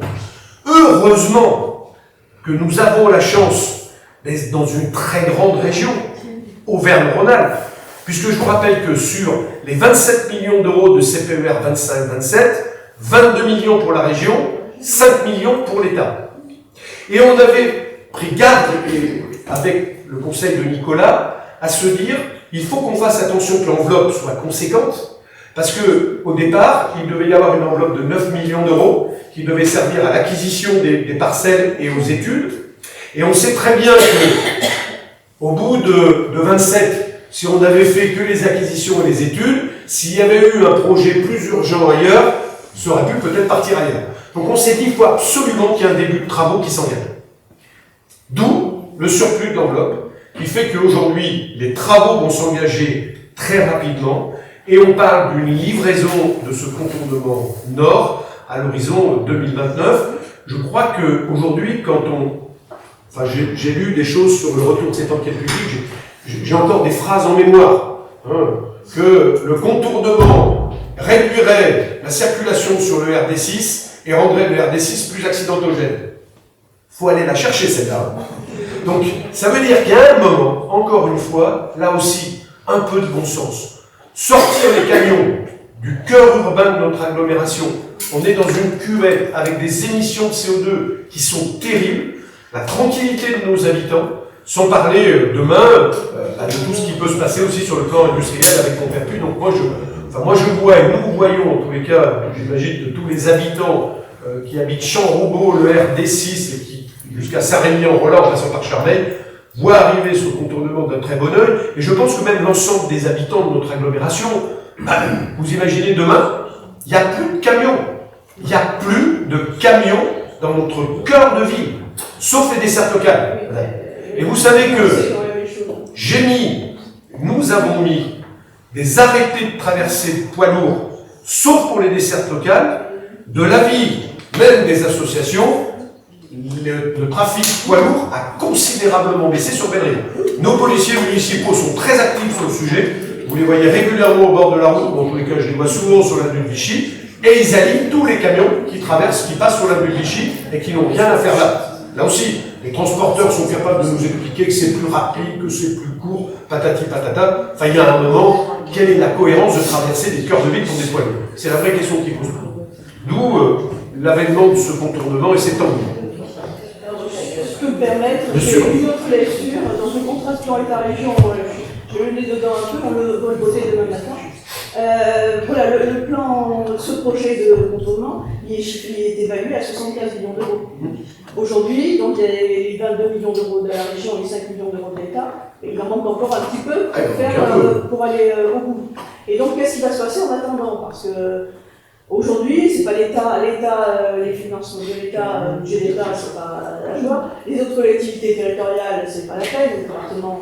La région Auvergne-Rhône-Alpes. Et la région, M. Milera s'est bien débrouillé pour gratter 20 millions d'euros. C'est vraiment, c'est très juste, c'est pas dit que le complément de financement arrive de sitôt. Ça peut durer encore longtemps. Et moi, ce que je veux dire, c'est qu'en attendant, les habitants de Champs-Roubaud, de l'RD6, ils continueront d'avoir des camions et des circulations. Et donc, en attendant, qu'est-ce qu'on peut faire? Qu'est-ce qu'il faut faire pour soulager concrètement les habitants de ces quartiers-là? Ils nous demandent des mesures de sécurité qui pourraient être prises, des radars, des passages piétons, ces choses qui sont demandées. L'interdiction de traverser des transits qui a été faite à Vichy, c'est très bien, ça marche. Pardon madame, sur tout Bellerive. C'est tout Bellerive. Tout Bellerive. Parce que c'était. Tout Bellerive. D'ailleurs, vous regardez à l'entrée des panneaux sur le contournement sud, il y a des panneaux de tous les côtés pour dire aux transporteurs, si vous n'êtes pas en dessert locale, vous ne rentrez pas. C'est très bien, mais il faut les faire respecter. C'est pas nos policiers municipaux tout seuls. Il faudrait peut-être que l'État appuie aussi. Ça marche. Appuie aussi les policiers municipaux.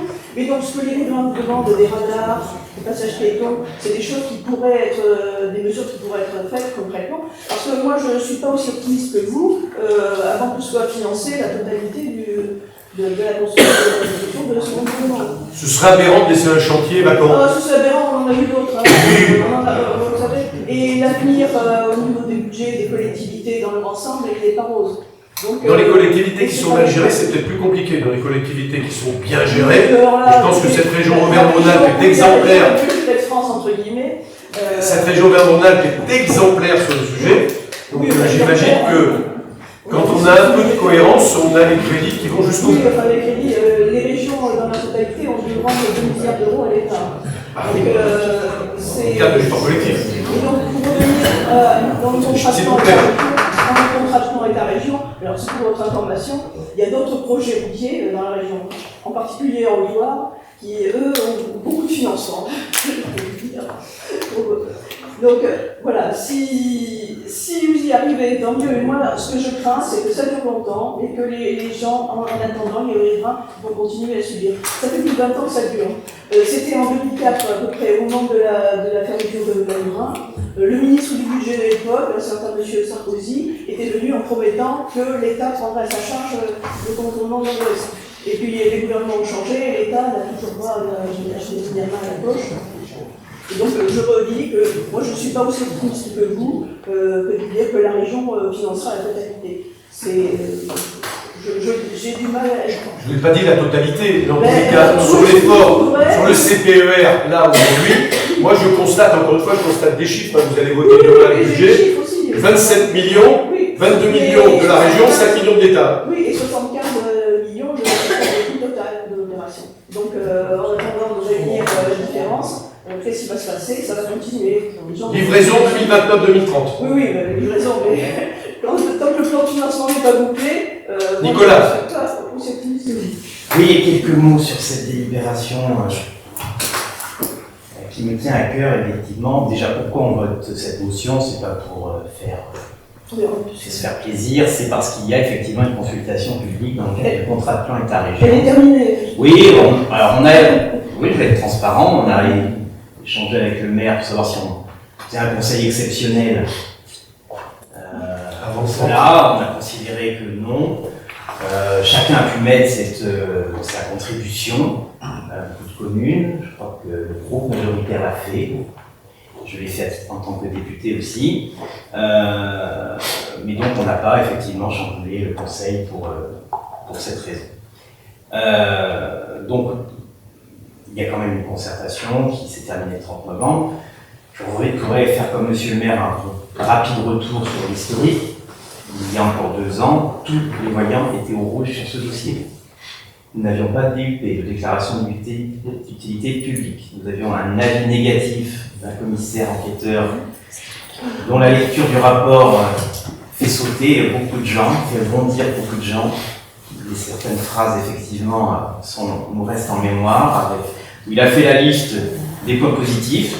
Il les a d'ailleurs bien écrits, il a fait la liste des points négatifs, et puis finalement il a considéré qu'il y avait plus de points négatifs, et il n'a pas proposé de solution alternative, à part nous proposer de développer du fret ferroviaire, une zone à faible émission, bref, des théories complètement irréalistes. Donc un avis négatif du commissaire et pas de financement. À l'époque, il y a 2 ans, il n'y avait aucun financement, puisque, comme vous l'avez dit, Madame Fabien, effectivement, l'État n'a pas tenu sa parole sur ce dossier. Nous avions un engagement de l'État suite à Manurin pour nous soutenir après ce choc économique que nous avions subi de perte d'emploi. S'est engagé à financer le contournement nord-ouest, qui permet notamment de desservir cette commune de Montpertuis, alors qu'effectivement le département avait lui financé le sud-ouest, qui est Lurette, et l'autoroute est aux portes du Berry.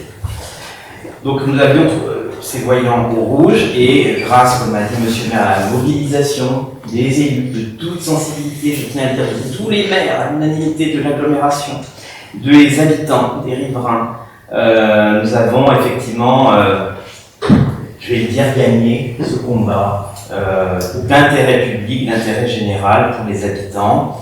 Un projet donc de 70 millions d'euros qui débuterait fin 2026, début 2027, terminé en 2029-2030, qui a de nombreux bienfaits, de désenclaver effectivement notre agglomération sur le plan routier, de terminer ce contournement et le dernier maillon qui manque aujourd'hui à ce contournement. Aujourd'hui, le contournement sud-ouest est sous-utilisé. Le désengorgement du cœur urbain, notamment de Belle-Rive, et cette zone tampon UNESCO, effectivement, près du centre omnisport, de notre crêpe, de notre hippodrome, de notre golf. Il y a encore 20 000 véhicules jour qui passent à ses abords. La desserte de la zone de Montpertuis, qui est un site maintenant clé en main de France 2030. Le ministre de l'Industrie est venu il y a quelques semaines pour le revisiter, et nous portons au plus haut niveau auprès d'acteurs économiques pour un vrai projet économique sur ce secteur, porteur d'emploi, et bien sûr améliorer le cadre de vie des Belle-Rivois qui, comme vous l'avez dit, est perturbé par ce flux de trafic. Donc très heureux effectivement que la région finance, remplace l'État, et merci aux présidents successifs de la région de nous avoir entendus. Donc ils mettent 22 millions d'euros sur ce CPER, 5 millions l'État.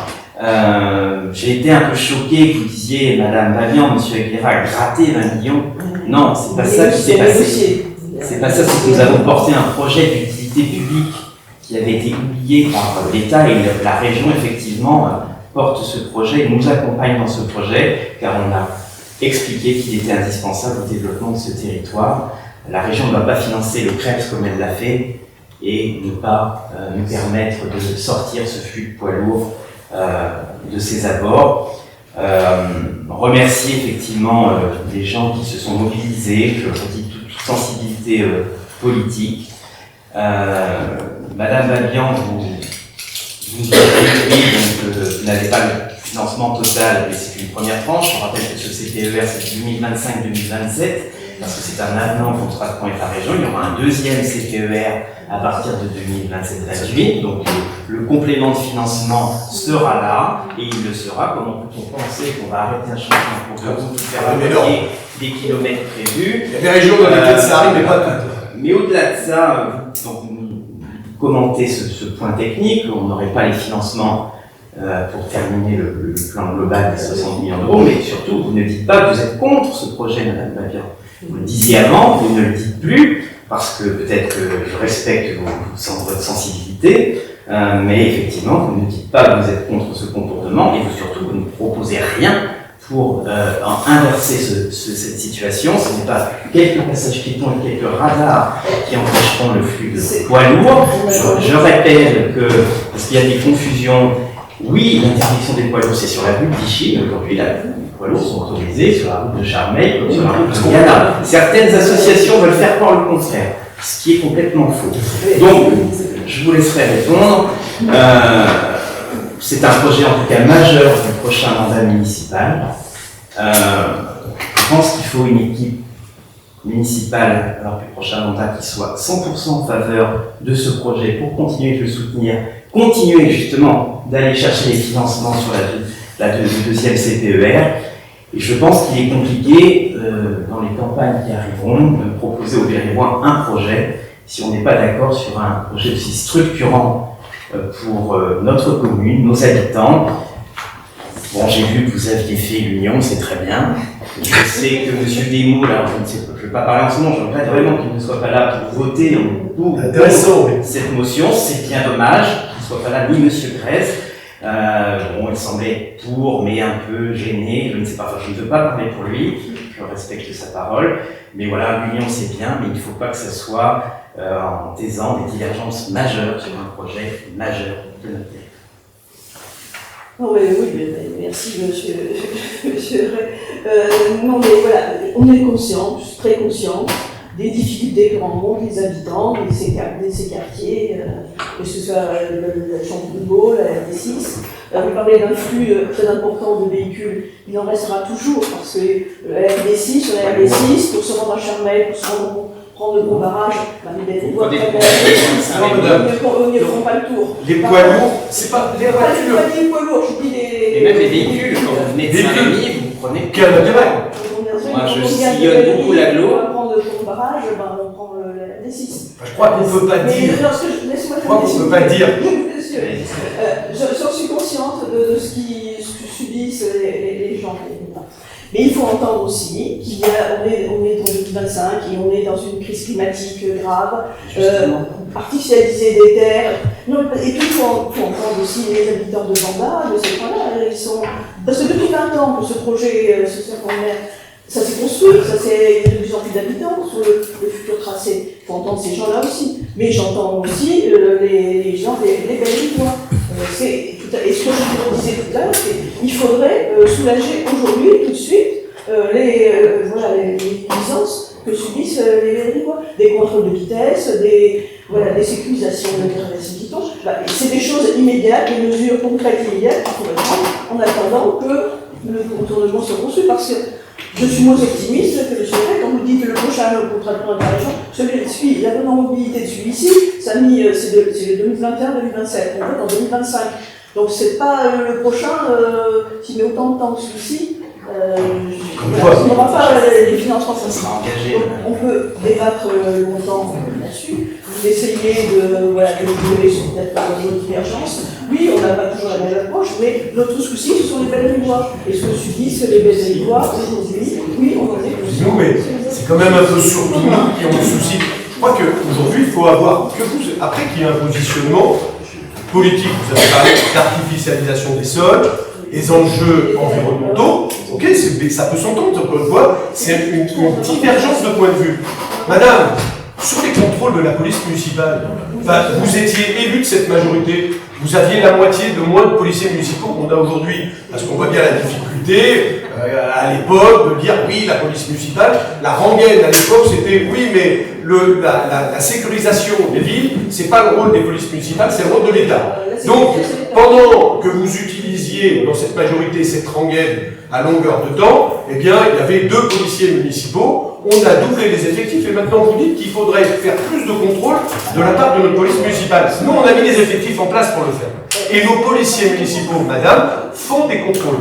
Nous avons, équipe municipale 2020-2026, nous avons mis des arrêtés de traversée des poids lourds dans toute la commune, sauf des cercles locales. Donc il y a un moment, les mesures, on les prend. Les radars pédagogiques, on travaille de concert avec les associations de riverains. Vous avez noté qu'il y a des passages protégés. Alors je ne vais pas vérifier s'il a été installé sur le RD6 entre le rond-point du Boulodrome et le rond-point de Saint-Malo. Donc on installe à la demande des riverains et des associations de riverains. On fait ce travail-là, mais ça... Excusez-moi du terme, c'est rien du tout par rapport à ce que va nous apporter le contournement nord demain, ça n'est rien du tout. Oui, mais dans l'immédiat, il faut... Mais c'est fait, madame, c'est fait. Un radar, un vrai radar, pas un radar pédagogique, un vrai radar. Et vous savez que les radars, vous savez très bien comme moi que les radars de contrôle de vitesse, ce n'est pas, c'est l'État qui décide de les mettre ou pas. Mais on les demande, on en a demandé un, c'était sur Champs-Roubaud. Et l'État nous dit non. Et puis enfin, et pour terminer, madame, comment pourriez-vous imaginer une région sérieuse? Des fois, on a vu, comme je vous le disais tout à l'heure, j'ai vu des territoires où on avait des choses complètement abracadabrantes. Une région sérieuse qui mettrait 20 millions d'euros grattés, comme vous dites, et puis en disant, bon, bah, comme on n'a pas le reste du financement, on va arrêter là. C'est pas sérieux 2 secondes. Ça n'est pas sérieux 2 secondes. Et si une quelconque personne au niveau de la région prenait cette décision-là, j'imagine qu'au renouvellement de la région, ils se feraient tirer comme des lapins. Je pense qu'ils sont beaucoup plus intelligents que ça pour ne pas commettre cette erreur absurde. Beaucoup de choses.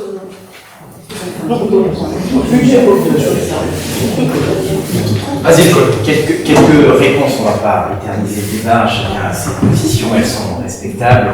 Je réponds quand même à quelques-unes de vos remarques. Vous vous opposez à ce projet au nom de l'écologie.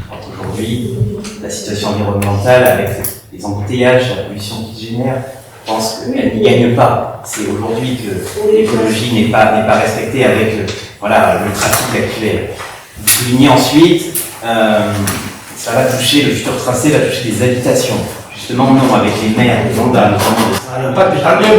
on a veillé à faire un tracé qui impacte le moins possible l'habitation. Il y aura peut-être quelques habitations touchées, il y a des procédures prévues, d'aménisation, et là encore, on est sur un projet d'intérêt général. Donc on ne peut pas faire un projet à cause de 2 maisons, alors que, voilà, il y a des milliers d'habitants qui sont... c'est tout l'intérêt de la déclaration d'utilité publique. Après, vous dites l'inverse, vous dites ça va toucher des terres. Oui, donc effectivement, on a préféré ne pas trop impacter des habitants et bien sûr passer sur des terres. Mais là aussi, ce n'est pas une autoroute qu'on est en train de faire. C'est un projet 2 fois 1 voie, qui est mesuré, donc qui ne va pas non plus prendre énormément de superficie.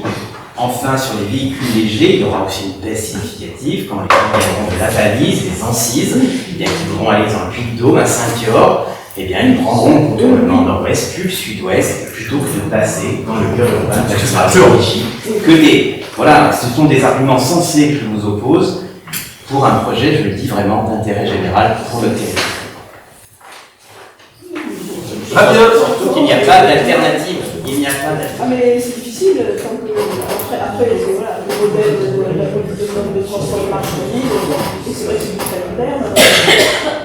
Revoir le modèle du transport de marchandises, c'est quelque chose qu'on pourrait aller même à l'échelle de l'ATMO, pour réfléchir à la logistique. Il y a aussi les véhicules légers, il n'y a pas que le transport, il y a aussi les véhicules légers. C'est beaucoup de gens aussi de Belle-Île qui vont travailler, ou à Charmel qui vont dans les regardez les embouteillages à Charmel.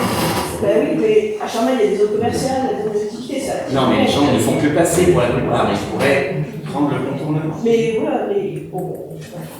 Et tous ensemble. À peu près. Allez, on va dire c'est à peu près. On la vote? Oui. Bien sûr. Alors, est-ce qu'il y a des abstentions? Oui, deux abstentions. 2 abstentions. Est-ce qu'il y a des votes contre? 2 abstentions. Pas de vote contre. Délibération adoptée. Donc nous avons une dernière délibération. Question numéro 31. Aide au projet de classe découverte. C'est la délibération dont je vous parlais à l'enquête sur le conseil.